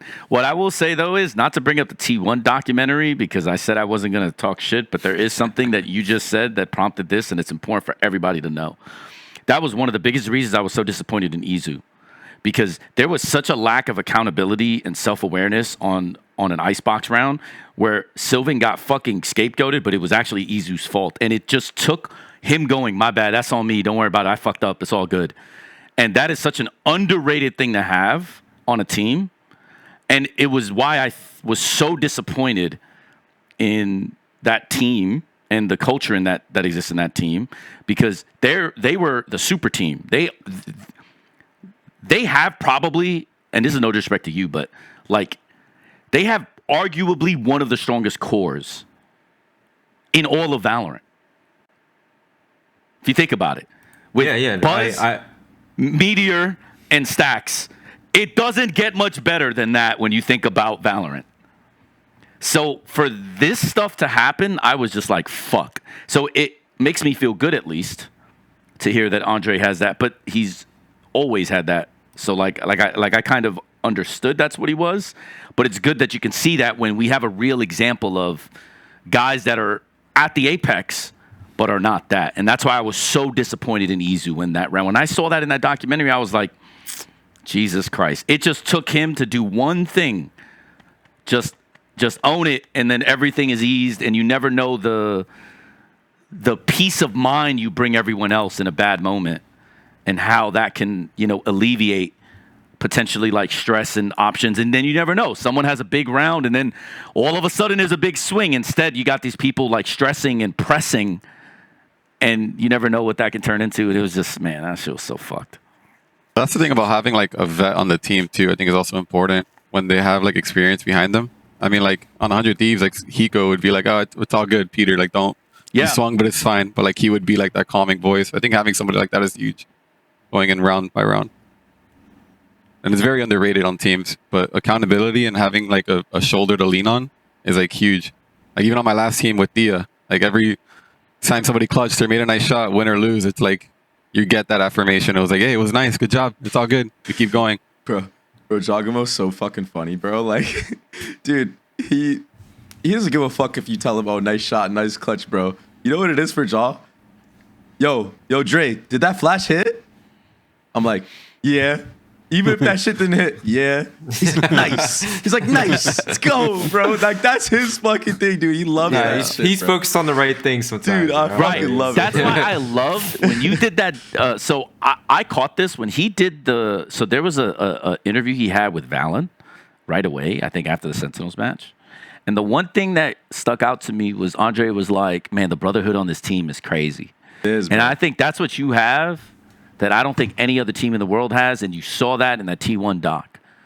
You have the chemistry that you have with your guys, obviously because you awesome, man. Have been together for so long, and you guys have come through the trenches and all that stuff. And PRX similarly has this also. But that is so fucking undervalued and underrated. It goes back to like why I thought the Furia, leaving that roster was a mistake and, all that stuff. It's like, I don't think people realize that is often just as important as the overall level of mechanics you have. Because the one thing I will say is I would much rather have smarter players that fuck with each other than quote unquote better aimers. If you're just better at aim than us, we can still beat you. Because of the intangibles that the other elements have. That you don't. You have no way to rely on that. If your only win condition is your aim and your form, that's variance. It's hard. Yeah, it's hard. But so I was pretty impressed by what happened in that interview. That I think most people probably wouldn't even catch. I mean, I will say this because it's good that you mentioned Paper X because I kind of view us in like the same boat, like long cores. Obviously, they're more accomplished and they've had much more success, like early on and then like even more recently now. But it's the same problems. Honestly, it's like when you have such good brotherhood and like, but then your expectation rises actually. Yeah. And that's the other side of the coin that most people don't know until like because most of these rosters don't last a year, so like not many teams will know.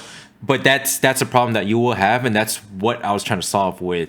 My choice here and just like, hey, like let's bring back some of that fun. Let's make sure we're like hungry again. Let's be underdogs, And it's been refreshing and it's been fun to like redo that process again. And now they're having fun again. I never see more energy, faster mental bounce backs after mistakes. And I mean that's just a culture thing, bro. The shit they're doing on stage is so fucking funny, bro. I never expect this shit. When I'm casting G2, bro, at the beginning of this year, last year, bro, everyone's serious. Very fucking serious. Bro, I'm seeing Trent do the funniest shit, bro. Trent in the at the end of rounds, he'll look at me popping off or some shit, and he'll just take his fucking head and just slam it in the monitor, just laughing his ass off, bro. And even he's doing shit like, Like, I don't know, bro. He's like, dude, even he's, dude. They're getting a little too freaky there, man. I don't know. Dude, they are getting freaky, bro. I noticed it is getting during freaky, bro. Sentinels, there was a Lotus where you saw Valen try to like put the cape on, and he just like. But I saw him double TPing. I saw him. Oh my God, it was like unreal, he bro. was doing stuff I had never really seen on tape, and you could tell like everyone felt like, and this is like no disrespect to you, Andre, but like everyone felt like, oh, I gotta step up even more. That's the whole point. But that's the point. But that's the whole point. Fucking Whereas point. before- That is literally it. Right. And I noticed that like it was interesting to me that like the only thing that Andre had to do was just his job. It was very Patriots like, actually.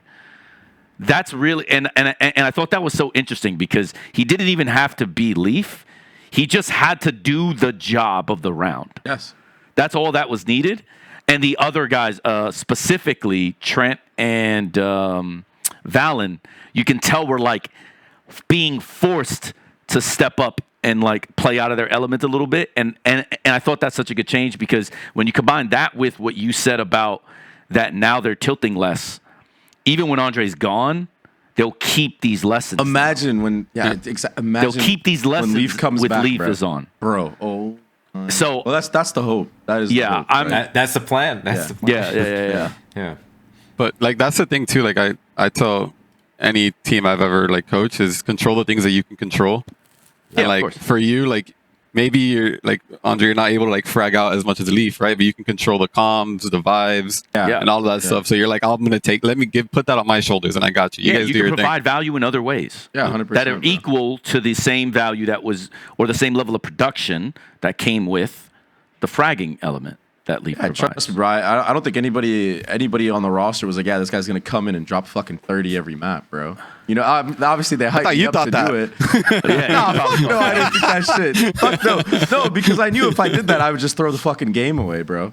Like a la fucking Lotus against Sent, but yeah, but Oh, that wasn't on you, but yeah. I think whatever, 3 to bro. 6 months. If you add a whole year, you could have. Yeah. Probably. You would I have. need You would more have time. at least one Yeah. series where it's like plus 20.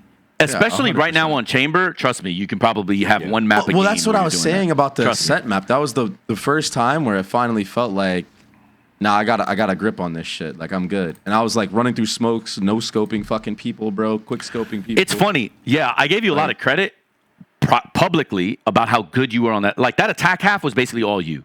You basically gave them Fucked out the of ride. B main But every on fucking time because I just knew no one was I there. privately cooked you, and I don't mind doing it now because you were too stagnant on defense. You've been saying this about me, but here's the thing: is that I don't need to. No, I no, don't fair. get it, bro. No, I don't no, need fair, to fucking fair, throw fair. on defense and No. be down 45. Fair. If you were supposed to be doing your job, then yeah, you got to fill the void and you got to fill the area that you're supposed to and like do what you're saying. But in general, I thought that like that map, you could have controlled it on the other side too. And I criticized you privately because I was like, brother, you got to move around, baby. What are we doing? You're playing Turret Simulator, bro. You know those phone games, or you're just like. That's all I fucking, gotta do, bro. That's the thing. I don't need to be fucking fancy with it, bro. Like I got the four of like the best players in NA on my fucking team that I'm playing, Yeah. with, bro. Yeah, like but I know I don't sometimes- need to fucking go crazy. True, but sometimes though, Old when you Babybay have the though, map trust and you me, bro. have I would run it the fuck down. Trust me, bro. I would be peeking. Whoa, I everything. wasn't suggesting you run it down. I was just saying move that ass, bro. Move that fat ass. I just have immense amount of faith in the other side holding it down, bro. And I can just do my little anchoring, bro. Take my one Oh, you know what shot. that sounds like, Josh? That sounds like, yo, carry me, bros. Yo, hey, That's bro. what that You're sounds happy like. to be here. You just gave me praise about taking over on the entire attack, bro. Okay, like just giving you shit, bro. I know. Giving I'm you just fucking shit, bro. around too, bro. It's just taking a breather, you know. I know. Up 9-3. He's like, all right, Yeah. my job's done. Yo, that ass low key, actually, bro. Actually, bro, it's so fucking. Wait, I mean, Josh, you can attest to that half, right? It was like he controlled the whole attack half on that ascent from start to finish. It was they were fucked. I mean, yeah. Corrode, we weren't having a great game, and Andre's voice was probably the loudest, trying to like corral the guys back, calling his own plays, like, yo, set me up here, set me up there, both sides. So I saw like he could do it. He could definitely do it. It's just one of those like we're up 9-3 on ascent attack. We just flipped over to defense and we just won pistol. All right, I'm gonna play the same spot 3 times. All right, Then I'm gonna quick scope Icy's fucking guy in Yeah. mid, bro. That shit was crazy, by the way. You mid shot, you emoted. You're like, oh, see it. Yo, you know what's crazy? The reason why I did that, like, he literally, after I hit that shot, like, I looked at him first, bro. Like, and I saw he was looking at me, and I was Yeah. like, got his ass, bro. Got his ass. And then he gave me one of these, bro. He was like, I was like, sorry, bro. Yeah. Unlucky, bro. You had an Ilya moment. Yo, How you gonna beat me, bro? bro. How you gonna kill me? No, How dead you ass. gonna kill me? Superman, bro. I made Superman pie against me, bro. That's 14. Killed him 14 times. He killed me 3 times, bro. And you lied loved on him me. too. That's what's so sad. How was I that know, like I'm a not gonna 10-year lie. thing? I actually messaged him, bro. I was like, I'm legit. Like, I feel bad, bro. You used to play with him or play against Yeah. him 10 years ago? What's that like for you? I'm not gonna lie, bro. I didn't expect me to just I didn't expect to farm him like that. Like, I don't think it was because he was my Cause teammate. that boy could fucking shoot. I know. There's one thing about him. I know. Boy. But like, listen, like low key, even on Corrode, like, yeah, I was getting cooked by Ye, but I killed Supa 7 times on that map. He killed me 1 time. So like, I was like thinking, did I shut him down by just like, yeah, I had fucking 11 kills, but over half of them were on him alone. Like, I don't know. Sometimes when you do that to the right player, it kind of puts your team in a good spot, even though like Oh, absolutely. you're For getting sure. fucking farmed by some other guy on their team, you know? So I don't know. I was like thinking about it. I was like, damn, because yeah, Supa can fucking shoot. I mean, bro. Everybody in this league can shoot. Yeah, That's the bro. thing. Like, I mean, Frost just said like all Fury you can back then, and it's like It was and incredible. people look at these names and you're like, no, these guys suck. But like, I always have the belief that if you're in the right position, right spot, you know, you'll do well as long as like leadership, you know, helps you. Yeah. You know, Yeah. and Yeah. the coach puts you in the right spot for you to be successful. Like, nobody can overcome bad coaching or bad leadership or bad, Fair. you know, whatever, right? But yeah, I mean, you're also denying Supa's like maybe his best routes. Right. Take away his spots, and then you can't farm. You know. Yep. This guy was telling me in the bathroom when we have like the break in between maps. He was like, bro, why the fuck were you holding me B main when there's 10 seconds left in the round? I was like, Yeah. hey, bro, you guys got shut down today. I'm not gonna move now, bitch ass. Yeah. That's true, bro. It's you were You thought in he his had a head free because- sight. Yeah. Yeah. Yo, and sometimes he that was like, happens, I'm bro. gonna push it to B. I'm gonna save, bro. Nah, dog, you ain't saving today, You know- bro. Sit in your spawn next time, little bro. Speaking of mechanics, like, so I have Cruz, right? And like, we fuck with him all the time. Like, bro, I've been making fun of him forever. Like, cause we just shit on him just because it's kind of funny and like, you know, he takes it well and all that stuff. But like, cause like, if you think about it, on our team, he has the worst mechanics. But I tell him, if he went to NA, he's probably top 3 mechanical IGLs. Like, Cruz can drop a 30. I've seen him shoot. I know I've seen him he can shoot. fuck people up, bro. Bro, he goes to EMEA, he's probably We scrimmed 1 or y'all. 2. We scrimmed Yeah. y'all on Abyss in Bangkok, I think. Yeah. And when you guys were like first making that roster or something, it might have been Bangkok. I don't remember when it was. It was like, It has to be Bangkok. And yeah, I mean, I think he was farming. We're like, Bro, what he the can shoot. The thing is, bro, I fucking bully him so Saw it much. on Vine, but bro. it's just fun. It's not really real, but like, he can fuck people up too. And this is like such a, I think this is like, man, what's the phrase? But it's basically like rich people problems because in Asia, most of the IGLs have that ability that if they went to other regions, they could be perceived as like a second or third best player on the team in terms of aim. So it's like Munchkin such or a something. Yeah. Oh my God, Munchkin is a fucking demon. Yeah. He's good, man. Yeah, he is He's probably good. he is the apex at that in He's good. Pacific. Mind Just like Freak, too. Valen is still probably that in NA. I mean, even now with whatchamacallit on 100 Thieves, Xander's also quietly like he could ball. Probably not that hard-ish, but he's up there for sure. Mind Freak can shoot too. I mean, all the PRX guys, bro, they're Looking for. Wait, is it Forsaken calling?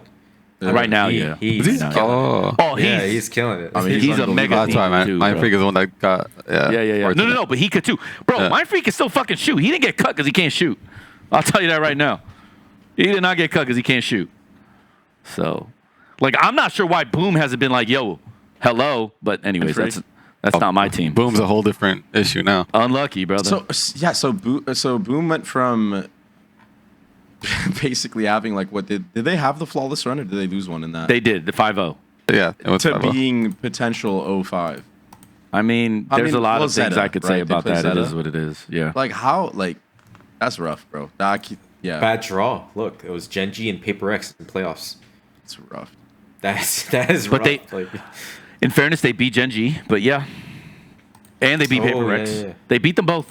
And it's hard to beat the same team twice. But still, though, Yeah, I think it's what rough. happened to them was more just luck of the draw in terms of, like, meta. You know, they were technically Tejo merchants. Then they went to Breach whenever they didn't do that. And they played set play heavy. And they beat teams earlier in the year. You're always going to have a lot of variance. And I thought the meta was so fucking bad. That's why I was on SpikeTalk there complaining and basically calling out the Tejo merchants that would get exposed. That got exposed, but they accrued a lot of points because of the way the systems were and how favorable it was. Riot fucked up by giving everybody Vice first time and Tejo at the same time in a meta where they're both like game-changing heroes or agents. yo, I was chilling. I took advantage. Oh, I know. I know. I didn't have the flexibility to do. Bro, I still don't have a Vice. Anyways, I'm not going to get into this.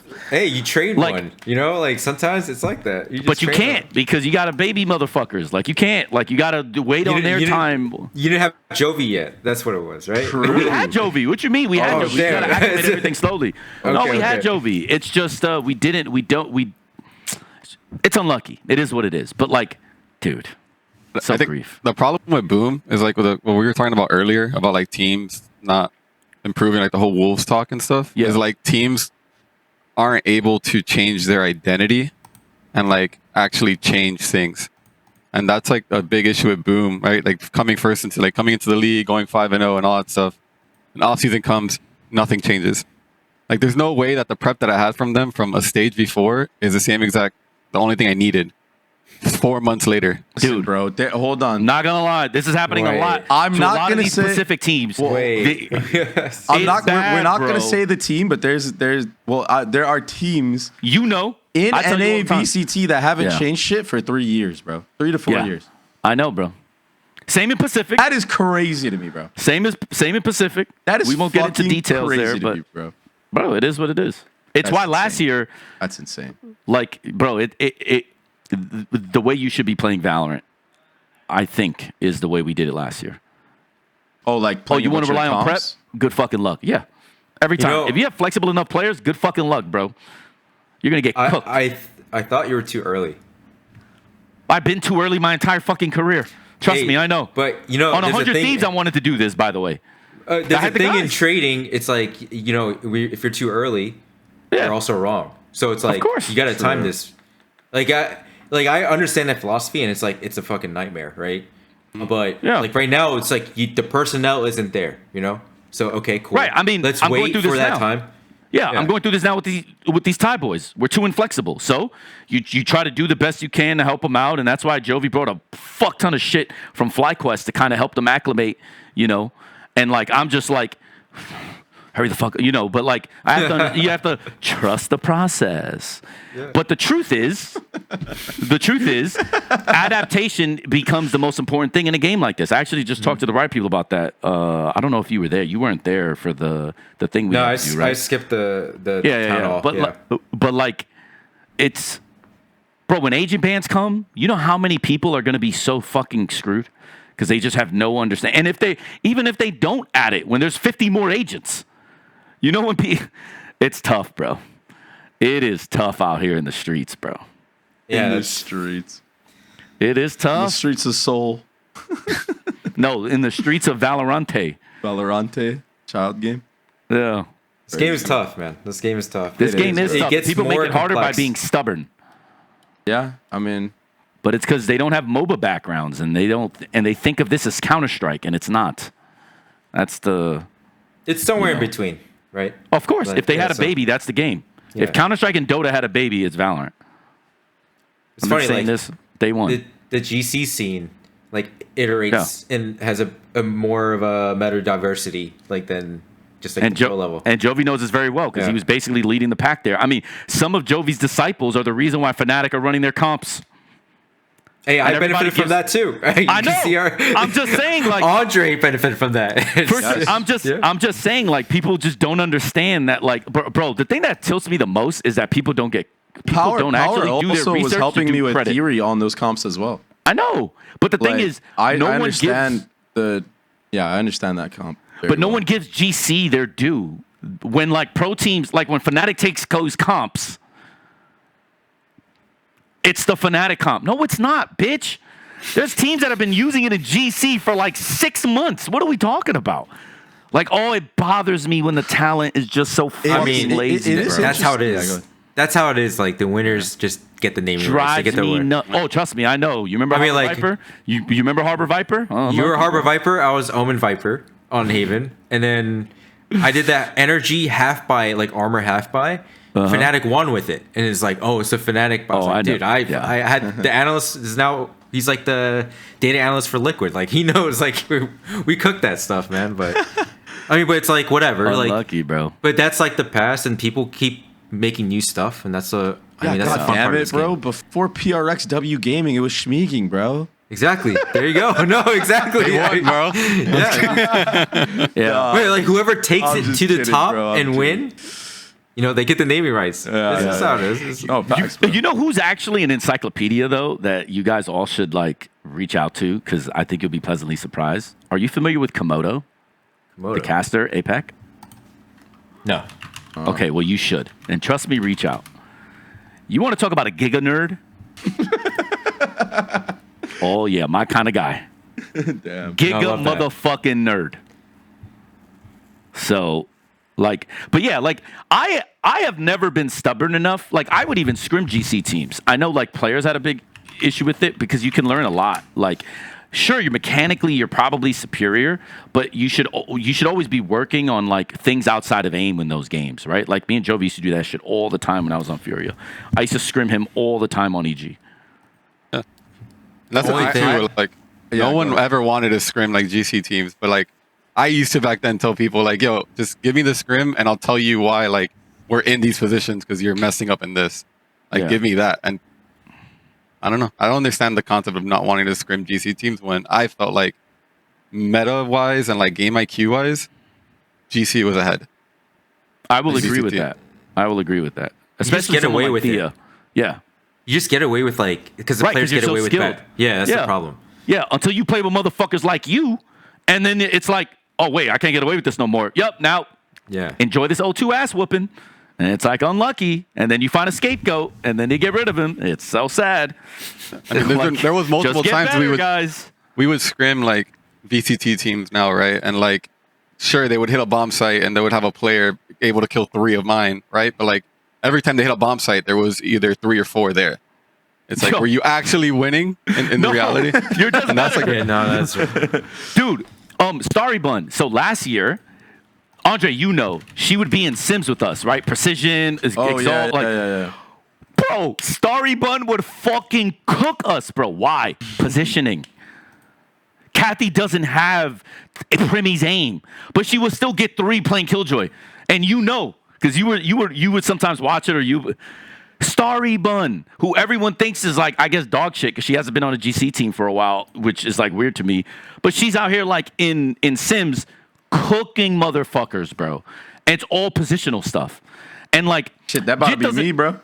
Yeah, I mean, Jit doesn't have I'm gonna to, be but like sweating my ass off in Sims, bro. I'm gonna try to put everyone down, bro. Yeah, but if a GC player I see is like getting the best of me at all, I'm probably gonna ask like, dude, what? I don't understand what. Like, why are you even here? And they'll probably tell you, well, I'm off angle because I think if I'm in the first normal angle, I think you're going to kill me because you're probably faster. But if I'm off angle and you like cheat the corner, I can kill you. And if you don't cheat the corner and you slice the pyrite, it's probably a 50-50. But I think I have a good chance of you just skipping the next step. So I'm just going to take advantage of it. Even something like that would be like, oh, so if I'm playing against a guy I'm better than, there's a chance he could be off angle. So instead of cheating this corner, I'll just slice the pie correctly. Just clear that. Just clear the off angle just in case. Because I remember this GC chick just kept fucking randomly just being there, and it would actually turn out to a good fight for her. And it's like players, I think, just have this like misconception of like girls are trash. when in reality, it's like anybody that's trash, guess what they have to do? They have to outthink you. You don't have to think, which makes you faster. They have to outthink you. And if they're consistently in positions where they're outthinking you, guess what happens when you run into Chronicle? A guy that can outthink you and outshoot you. Boy, you are cooked because you're not ready for the next level of the game. And I think that's like a gross, I mean, not to shit on the Elevate guy anymore, but that's why like I laugh at the whole Brazilian thing because I'm like, yo, when GC teams have better macro than you, bitch, it has nothing to do with like visas. It has nothing to do with visas. Chicks out here like murdering you in macro consistently. Like Thea, for instance. Like if she was Brazilian, she'd be the best IGL in Brazil. And she's a GZ player that like they probably won't even allow to scrim her, right? Like, but they can learn a lot from players like that. Especially if if like Jovi said, I think that's like so underrated. Developing a relationship with somebody and then going, hey man, against teams when we're like playing, we're struggling, and I see we're also struggling against you. Like what the fuck? Like why? What is it about this default that just allows you this opening? It can change everything for you. But they're just too stubborn to have that conversation. Or to show any weakness about like, you know, I need to learn something. That happened like many times where like I'll be scrimming a team and we'll be able to lurk out of like positions, and I had no problem telling them like, yeah, like we were able to do this and this because you were doing this, and it's just. I remember you doing that when we were doing like that. We were trying to help out TSM for Fayde and them. They were going on that crazy playoff run that they did. It's good. Yeah, I feel like GC is way ahead macro wise, and that's the thing. I had no problem doing the extra work to make sure like my player like extra work, right? But like to make sure that my players would get practice. But just the thing with VCT is like ego when it comes to that. But I feel like a lot of people can learn from GC. Yeah. Another player that was underrated, Sonder. Sonder was like, I'd argue she was smarter than every APAC player last year. Minus a select few. You're so Minus funny, a select few. I'm just You're saying, so bro. funny, bro. It's just a fact, bro. This guy's so funny. It's just a fact, bro. It just is what it is, Holy bro. shit. He's just farming clips. And Yeah, he for the is, bro, shorts for and sure. stuff. No, we need to upload But shorts. it's not, Why are we though, not bro. uploading shorts on SpikeTalk, bro? That would be like not, the bro. perfect one, bro. It's not though. But I think it's also so people realize that, like, I mean, back to the many conversations we had about this, Josh, more ways to win.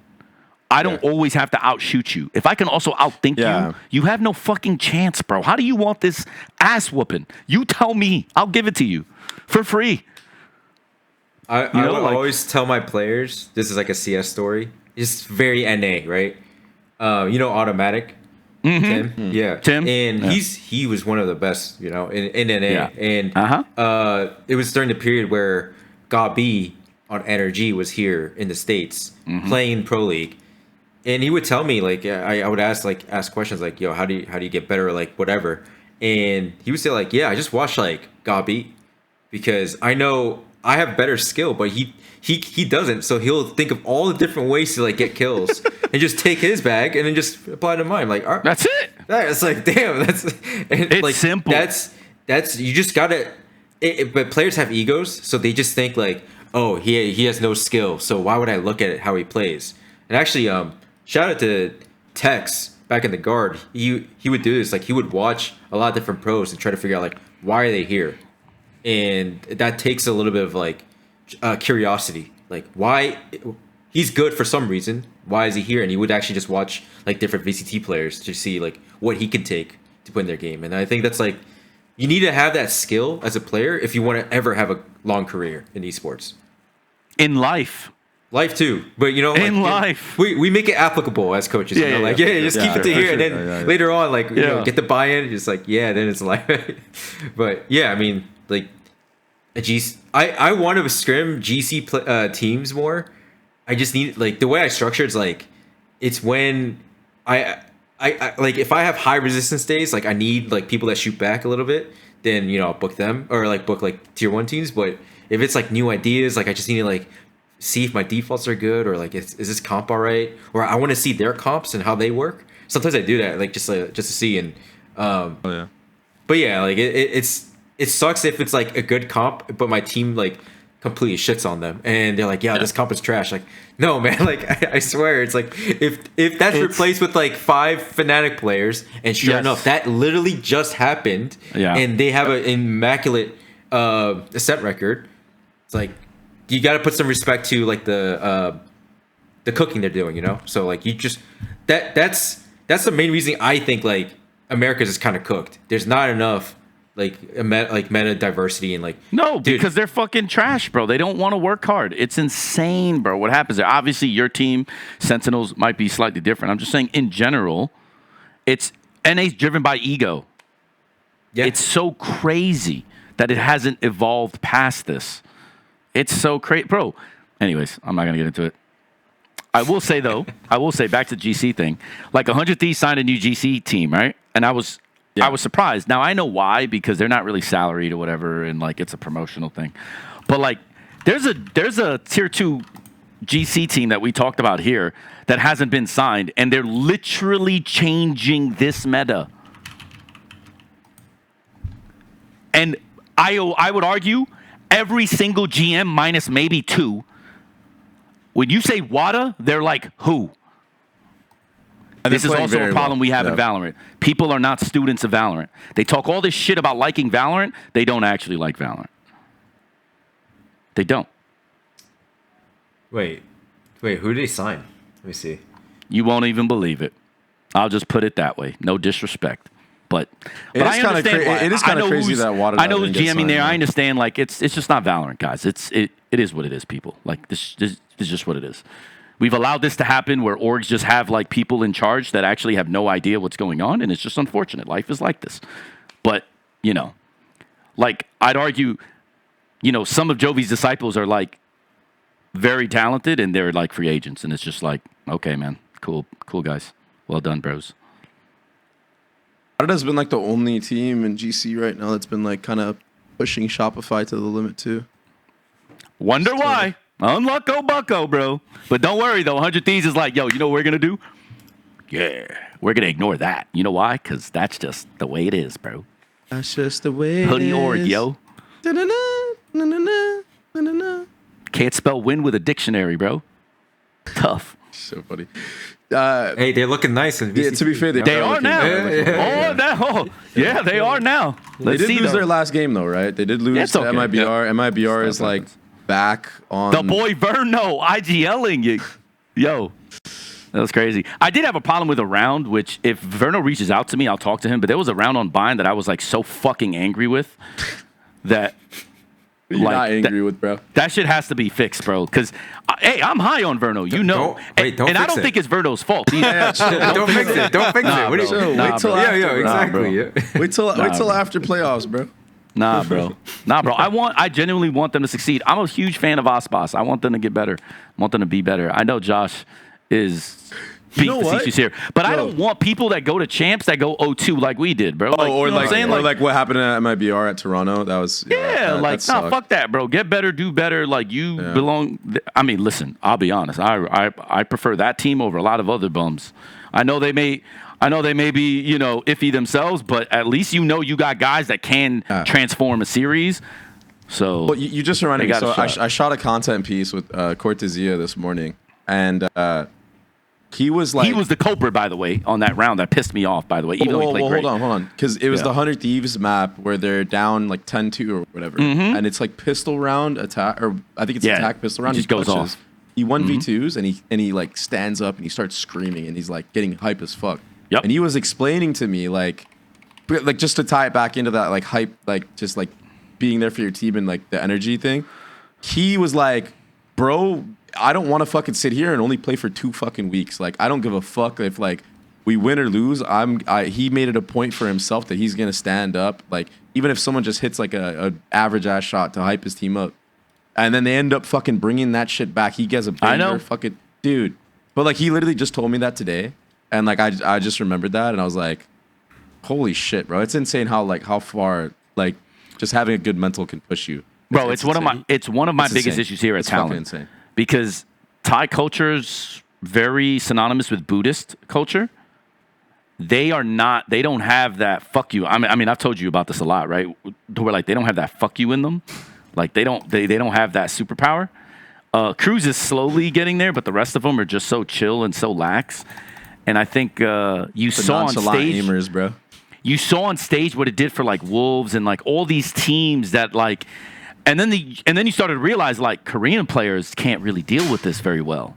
You know, like they get so it's like it's not even just there's Korean, like a mental side of the game that like aren't being exploited, and I think Cortezia is obviously realizing like, oh, okay, this might be a little buff, you know, but like, yeah, you know, unlucky. That's a crazy comeback though. 10-2 on Bind is fucking crazy. For sure, brother. Yeah, for sure, ridiculous. Bro. For sure. Holy shit. Like I was impressed. And by the way, Bind is 100 Thieves' best map. I know. Historically has been their best map. So to do it like that, and Verno for him as a caller to be able to like have the grit to come back and look, man, mad props to them, no problem. I had an issue with a specific round that just showed me that there are real issues that need to be addressed, but that team still has the skill and requisite stuff to just win when they want to, when they go, all right, fuck this. If they're all in form, they go on that fucking team. crazy run, and we just saw that shit. They even took G2 pretty far, right? Wasn't that like a pretty close series? It was I solid, remember. but yeah. Wait, I have to check the score. It was a while I think all ago. of our series Oh, has yeah. been very close in stage 1. To be fair, yeah, your whole Toronto run Yeah, was 2-1. like a bunch of fucking. Like, Hey, y'all motherfuckers shouldn't even have comebacks, too. made it. I love Jacob, but Jacob trolled, bro. If Jacob doesn't troll, y'all don't make it. Oh wait, hold on. Whoa. That's like, I mean, I referenced your term, mental stacking. Yeah. And if we play good all game, I'm gonna cause your player to make a mistake. Sure. And that's him making a mistake, and that's just like that's just fatigue, you know. Okay, You that's see it, fair. like, That is yeah. fair. But it was so tough watching that. Pro, I know. 'cause it was I know. I thought y'all were. And the thing is, bro, I'm happy about it. Listen, I love Valen. Listen. I love Valen. So don't take this the wrong way, Valen. No, please. it's okay. Yeah. But that motherfucker was sweating. You could fucking tell in that game he knew it was over. I know at that moment. I don't know what 10-9 or 10-10 or whatever the fuck. I don't remember exactly. But there was they panned to him. He knew it was over. like- He was done. It's finished. Yeah. He lost all confidence. It was finished. EG had this motherfucker on the goddamn ropes. And then he gave it back, and I was so fucking mad at Jacob. I was like, God damn it, you had him. Fucking Valen was cooked, bro. And it's one of the few times, by the way, where Valen, like, you could tell he lost the edge. And then when they win it, to me, that's what the tears were. It was, I thought we were done. And then, nah, bitch, I got this. Like, it was that like flip. It was that like realization of like, oh my God, I almost quit. But then I'm fucking good enough to bring this shit back. Like, what the fuck? Yeah, and then it was just all the emotion. And then obviously you guys like ball out. I mean, you know, yeah, you don't win, but like you guys played very well in the no, that was a crazy fucking. Because even against 100 EG Thieves series, oh bro. my God, it was one of my favorite series of the year, by the way. No, but bro, another one was the 100 Thieves one too, though. You guys came back on the same fucking map, Pearl, and like low key, there was a round where like. I was like, you guys were on your fucking stinger buy, and Cryo uses Yoru ult on what's the left side site? I already forgot. Is it A? Wait, B? what perspective? So on attack B. left side. So it's you guys are on the G2 buy. You guys have 11 or like they have 11 rounds.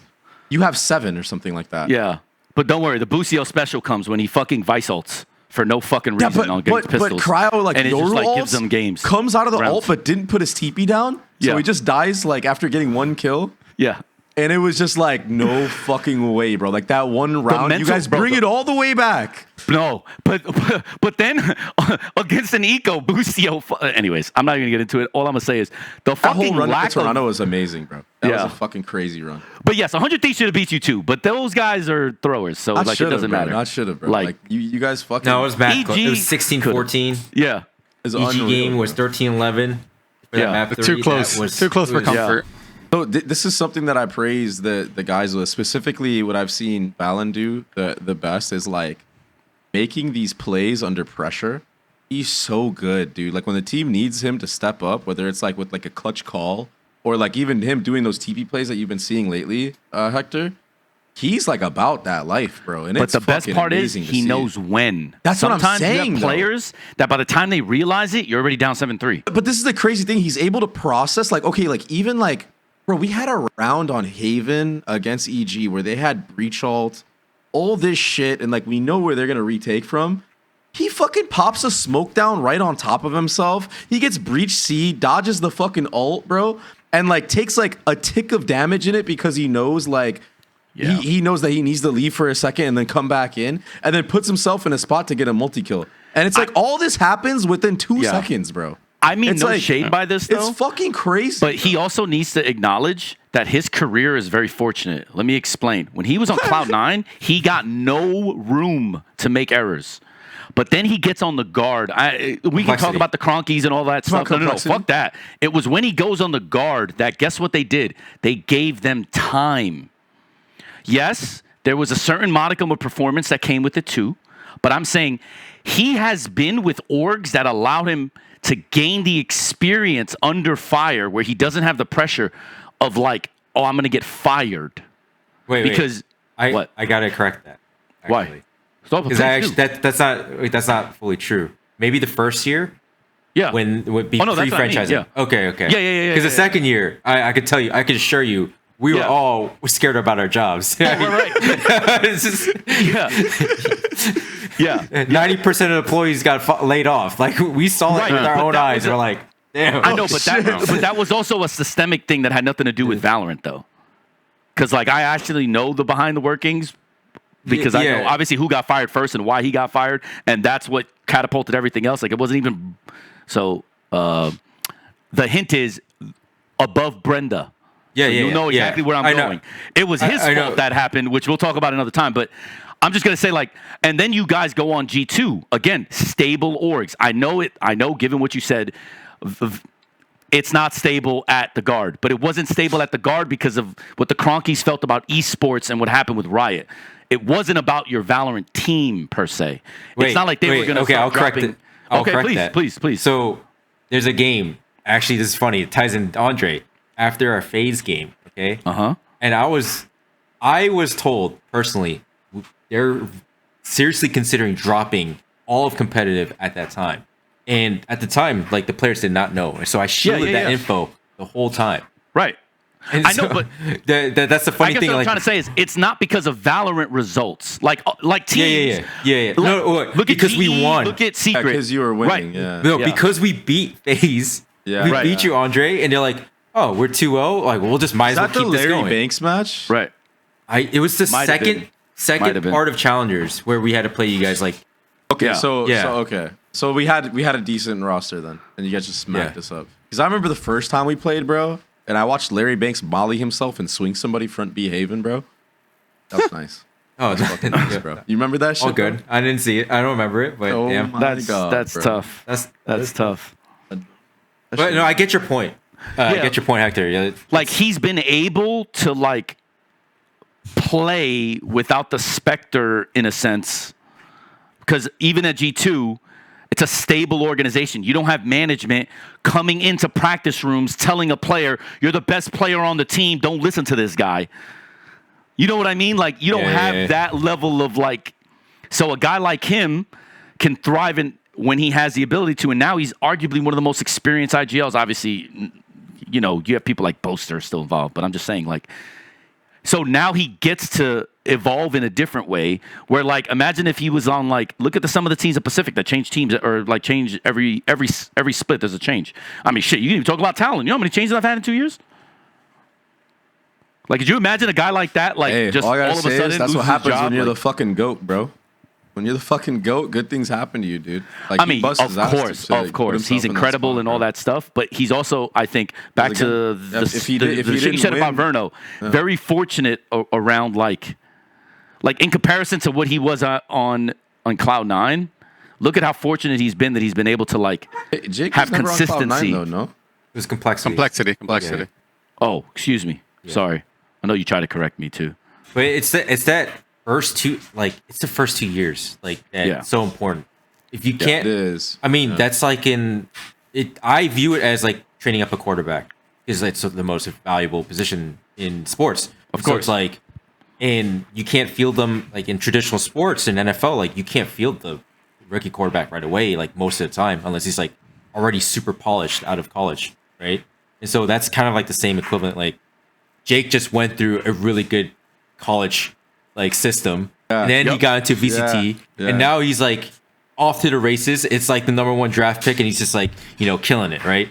And like I tell him all the time, like make sure you just be humble, you fucker. Like just be grateful with like what you got, because like this is I agree rare. with what I'm saying. Yeah, I tell him rare. too. I tell him the same thing, bro. I tell him the same thing too. Yeah. But I remember like one day we're just like driving, like we're just driving to like his crib because we're gonna go get food, and I look at him and I'm like, this is pretty fucking dope, isn't it? You know what I mean? Like think about how cool this situation is, and like what you do, and like it also like leads back to like I was basically telling him, I'm like, I wish I had like what you guys have on this team. Like I wish I had that in my gaming career, like when I was on these teams that I was with.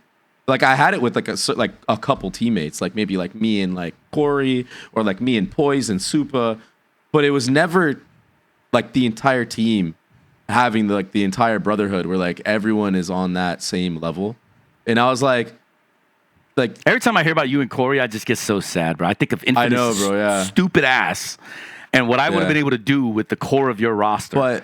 So I'm just like having this conversation with him, and I'm just like, dude, like it's fucking dope, bro. Like everyone should be looking up to you guys, because what you guys got here is unbelievable. You guys are all fucking homies. You guys got nice cars, bro. You're getting food together all the fucking time, bro. You're fucking winning. You know what I mean? It's like you got it all, bro. Like this is fucking awesome, bro. Like, isn't it awesome? And he's like, he just looks at me and he's like, yeah, like honestly, like this is really fucking cool, and that's why I take it. Like that's why I don't take it for granted. Like I want this shit, and like that's who he is. Like Jake is just he's fucking awesome, bro.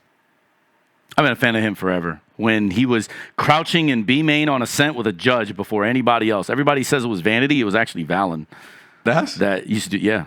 You'd be like a fucking rat, bro. And I would message him in game like, bro, I hate what you're doing, but it's so smart. Like, you can ask him about that. Like, this is like years before when he was on Complexity. So, She-bar. Yeah, no. I know he's dope. But I also recognize the uniqueness of his situation as opposed to like someone like Cruz, which we don't need to get into, but like if you look at the career parallels, you got, man, it's so different. It's like way different. Was he on the same team though on Talon? I feel like I've seen his name forever. Cruz? No. Yeah, he was, but he was always sitting behind another IGL. He was always the passive one. The only time he had real leadership was when I came in and he became IGL. Before that, he's just a guy that had to take orders, and then, he almost got kicked out, and I mean, I even almost cut him too. So, I'm not gonna pretend like other people are stupid. But glad I did it for sure. He beat Prime Ye. I know. His team, that is a pretty fucking cool thing to say, bro, by the way. Like that is pretty fucking dope. In retrospect, I'm sad that Patty and me just didn't get along and shit just didn't work out, because fuck, man, Patty and Cruz should have stayed together. They should have. And, I'm not going to say that, like, it was all Patty. I could have been different, but I was just angry, bro. I was on some, I got sent to fucking Korea. NA felt I was trash. I'm out here like, bitch, all right, fuck y'all. Like, I don't got time for this shit, bro. I need some guys, right? So, like, I just came in with energy that Patty was just like, the fuck is this? So I feel bad for Patty, but like, goddamn, those two should have been together, because Patty and Cruz with Premi would have been perfect for all three of them. Like, Cruz has the mental and the, now authoritative, feel that they needed. Those two had just Patty fan, for instance, very talented player, even in Overwatch. Highly sought after, he was highly skilled. He was top of his region for sure. Yeah, I was surprised how well he did actually in Valorant, because especially for like his role, like he was like a Gen.G player and shit. Usually those players don't have like precise aim, bro, like the aim that it takes for Valorant. Bro, I was surprised that he was actually. And Patty in the tryouts really was. G. I bro. know. I mean, we saw And it. why I I saw him loved him play. was because he could play Pretty cool. anything, bro. I had this motherfucker on Astro. I had him on Rays. I was like, oh, this guy cooking. And then he was just like, fuck that guy. I hate this guy. And I was like, yeah, I can't blame you because I was a dick during those tryouts. I was actually. I was on like some other shit. So it was so sad. Before we wrap up, I want to talk about just like a couple matchups that are like pretty Sure. cool, and then we'll go. We already talked about Talon PRX, which that's gonna be a great game. It's gonna be sick. I want Do to you talk guys about. think T1's gonna lose to DFM? Who here thinks that? I want to know. Should we give odds? Sure, go for it. 60-40. 6-4 in T1 favor win. of T1. Yeah. That close, huh? Yeah. You guys are on the Japanese ramen train, yo. Okay. Hey, hold on. Let me see. What's their map pool? Nah, I don't want to think that far. I'll do 70-30 in favor of T1. All right, that's more like it. I think. What about you, Jove? I think DFM wins. Because you guys That is mental boom crazy. T1 so fucking hard. No, DFM just man. trust Why? the Why though? process.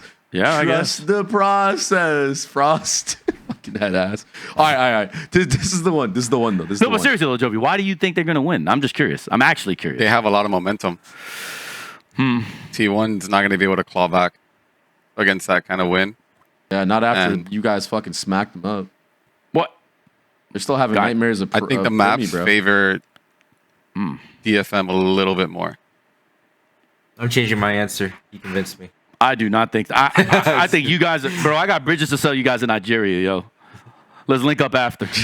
I got bridges to sell y'all. What if they're hell the next Paper X?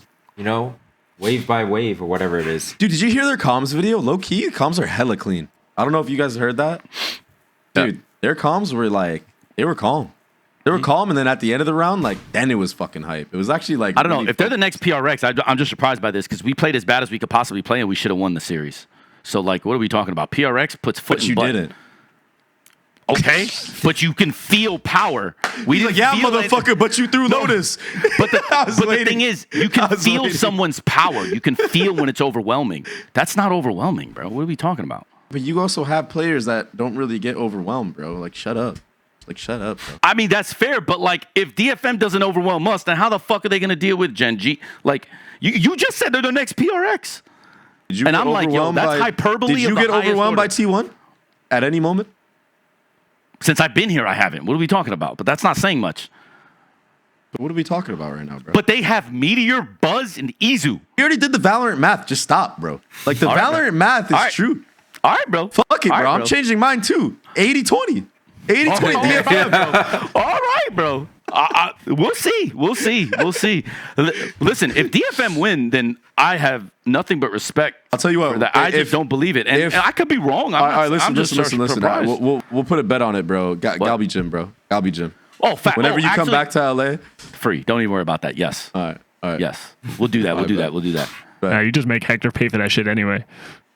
Okay, exactly. But it's okay though. We'll just, All right. This is what I want to talk about because it's gonna be like probably for first seed in their group. Liquid Fnatic, bro. Liquid Fnatic. Fnatic, bro. Especially when your boy Alpha's like, bro, we're the best team in the world. We're gonna kill everybody. Alpha I'm not has been down hella them. You confident. down them? By the way, that Navi series was hella close. Ruxic was Oh, it playing was, like a actually. fucking god, man. He's Ruxic was the Turkish. best player in the server that He's day. Turkish, correct? Yeah. Yeah, that's why. Those guys are fucking killers, bro. I think Angel knows how to play against him. Yeah, So of course. there's that. But I don't think Liquid. I don't think Liquid wins in Fnatic. Me neither. Yeah, I'm gonna lean Fnatic as well. I love Nats, even but- though Trex is on Liquid still, I think they need a little bit more time. Even though they're still like fucking playing well. Jovi? All right. Yeah, no, I'm going Fnatic. There's no way. Yo, Jovi, don't let him disrespect you by ignoring you, bro. Don't take that shit. I didn't ignore him, bro. I'm leaving it open air, bro. Look at the the purple person eater over there. You see him? What? Oh wait, is that Ye? Is that Ye actually?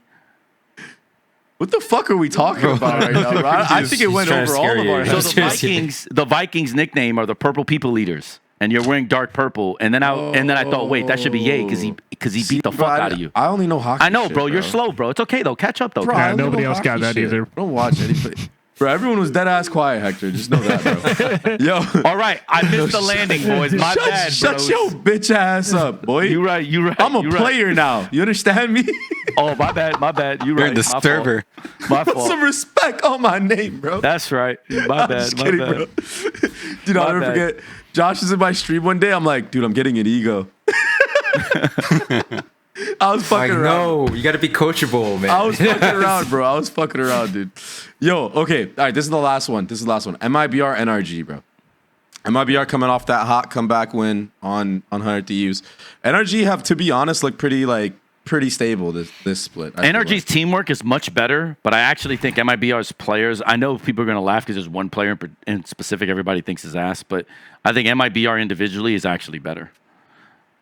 Mada's on fire. Mada's played fantastic. like a fucking god on that. Mada's Icebox. fantastic. We're He's gonna not who see I'm Icebox. targeting Let's here. just say it. We're gonna see Icebox and we're gonna see the mirror, bro. It's gonna be a Harbor v. And I don't mean to be disrespectful too, but the IGL diff doesn't exist in this series. So we can already chalk that up to that's about a push if you're a betting man. And I think that is as big an indictment as you can say. So do you think this is gonna come down to like straight up just like Mada versus Ospas matchup? 100%. Like whoever pops off that day is gonna take it? 100p. And That's what but you think then it's gonna guess be? what? You still got to deal with Cortezi in the back, and you still have the wild card. Well, the wild cards that are Sam and Verno, and of the two, I trust Verno way more than I do Sam. I feel like Scuba's been pretty solid though, bro. Yeah, I was gonna say Scuba's been really good. Scuba's fantastic, bro. But he's not going to get much play here because look at the position he plays and look at how they play. I think energy, just because of Yeah. that pool. I'm going energy as well. Energy I don't should know have a what- free win with their corrode. I don't know what. And then MIBR and Energy love Icebox. That's gonna be a banger game. That's gonna be sick. I can't And wait to watch that. then, Man. no idea what the map 3 will be, but I'm guessing Energy has a deeper map pool. We would hope. Dude. We this is would tough. hope. This is tough because this is like, fuck. Because even NRG have momentum too. Because I'll be honest, I don't think NRG. Well, okay. Who do you think is a better team, NRG or 100 Thieves? Let's just be real. Who would you trust more if you were in playoffs and a coach? It should be pretty obvious because it was free as fuck. Let's talk about this. Yeah, I don't know, bro. you can't ask me, man. This Oh, okay, fine. So I won't. It's too hard. Jovi- No. I just have like I don't think a lot of these teams are that good. Oh So no, I it's agree like, with you. Trust me, I'm with you. But I'm just saying, It's hard to know where it's like 100 Thieves absolutely destroyed NRG. They fucking said, "Come here, take this." MIBR actually stole it. It's not just that they won. It's 100 Thieves did what 100 Thieves does and did to NRG, and they brought it all the way back and still beat them. Right? So if a series goes long, who do you think has more grit? Right? Second, individually, who has a more talented bunch? I think it's clear. It's MIBR. And in series like this that are basically coin flips, I always side with the better players. Always. So it's like if 100 Thieves can beat the fucking dog piss out of NRG, So funny, bro. like at the very minimum, if it's an Beat the ugly dog game, piss out of him. if it's an ugly game, That's crazy. you know you got the guys to fucking bring that shit back or I don't play know, or fight. Because is NRG going to be clean? Is it going to be a clean win? I just don't I see mean, it. it could be. It could be. It really Bro, could be. it could- only off of a 2-0. because I of can map get pool. shot right now through this window. Is it going to happen? I don't know. What are the odds? Let's talk about odds. This is what I'm saying. Like, I just think that I just can't see a world where NRG gets everything their way, even if the map pool favors them. Are things going to go in their way? I think it was.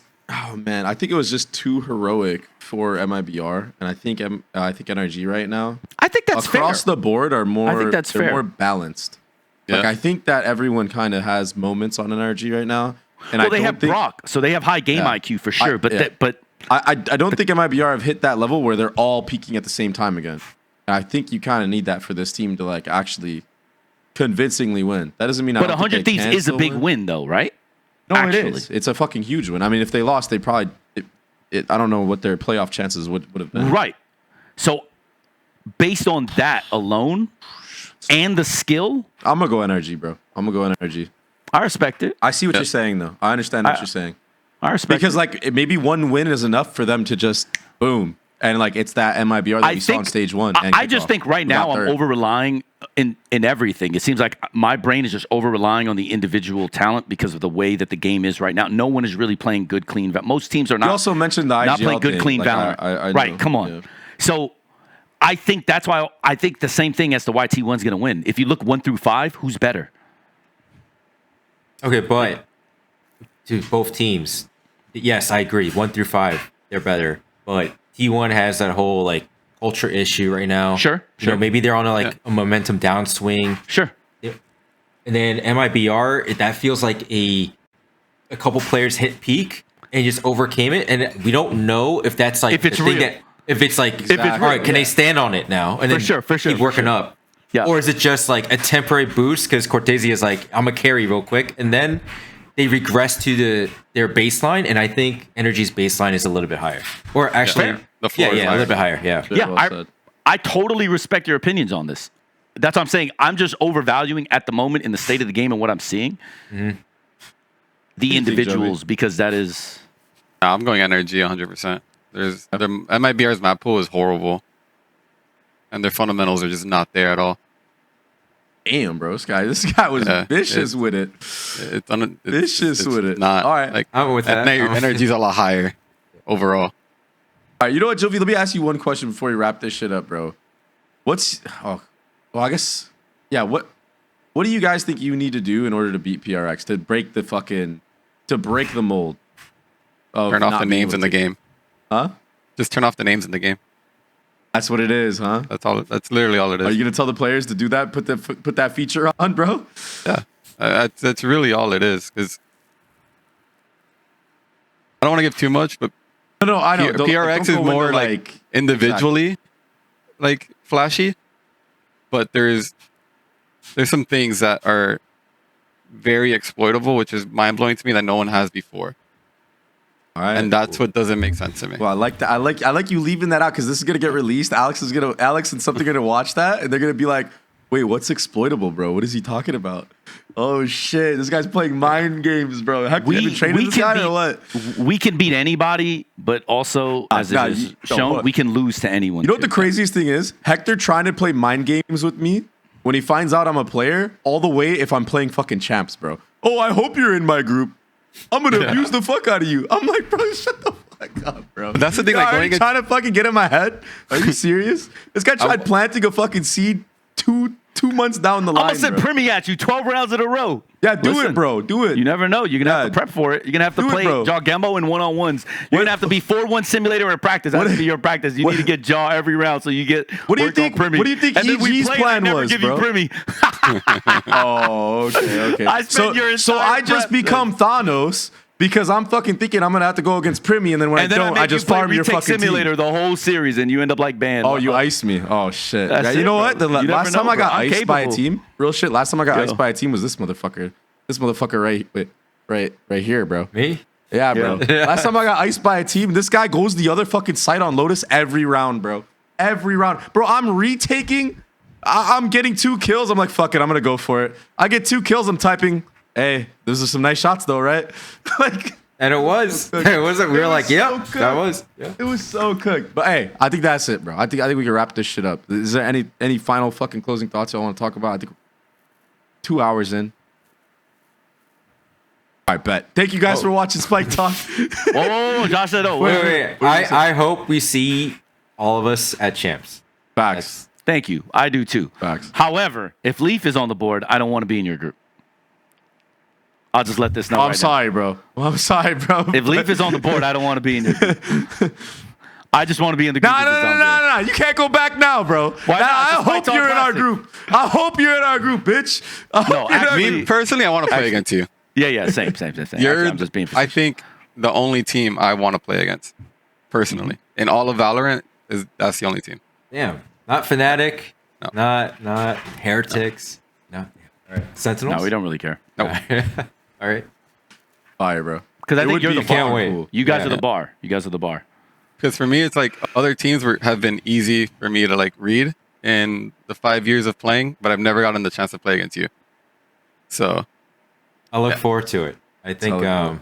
I mean, you guys are. I always try to pay attention to like what's happening across all the regions, and I mean, you guys always are impressive, you know. And I always think like, man, I think Hector's real. Like he's gonna actually make it to playoffs and champs, and we might see each other. So it's gonna be cool. It's gonna be lit. Yeah.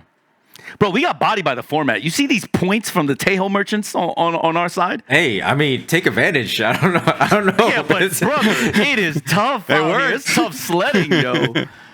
Jeez, we are at the minimum, I think. I mean, we are basically going to be second seed 2 seasons in a row. And there are teams that have like almost double our points. That's How many actually kind points of do you have? crazy if you put that in perspective. I mean, do you see You how can't many be points more we have? consistent. Well, yeah, bro. that's just, you know. you guys That are like shit is triple, insane, right, bro? Isn't it like this triple? is like a world record for sure. Yeah, but that's because like you're playing against fucking bottom feeders that are crying about riot and visas, and you know that's why we suck. You know that's tough, bro. Out here, I got to deal with mega demons, bro. We got to and Tejo merchants. Actually, they had to Tejo deal with the merchants. same fucking demons internationally, bro. Same shit. Yeah, internationally. I'm talking about regionally. They get to do this in NA. They get to chilling, bro. Yo, real shit. Like It is true. Come on. I'm not.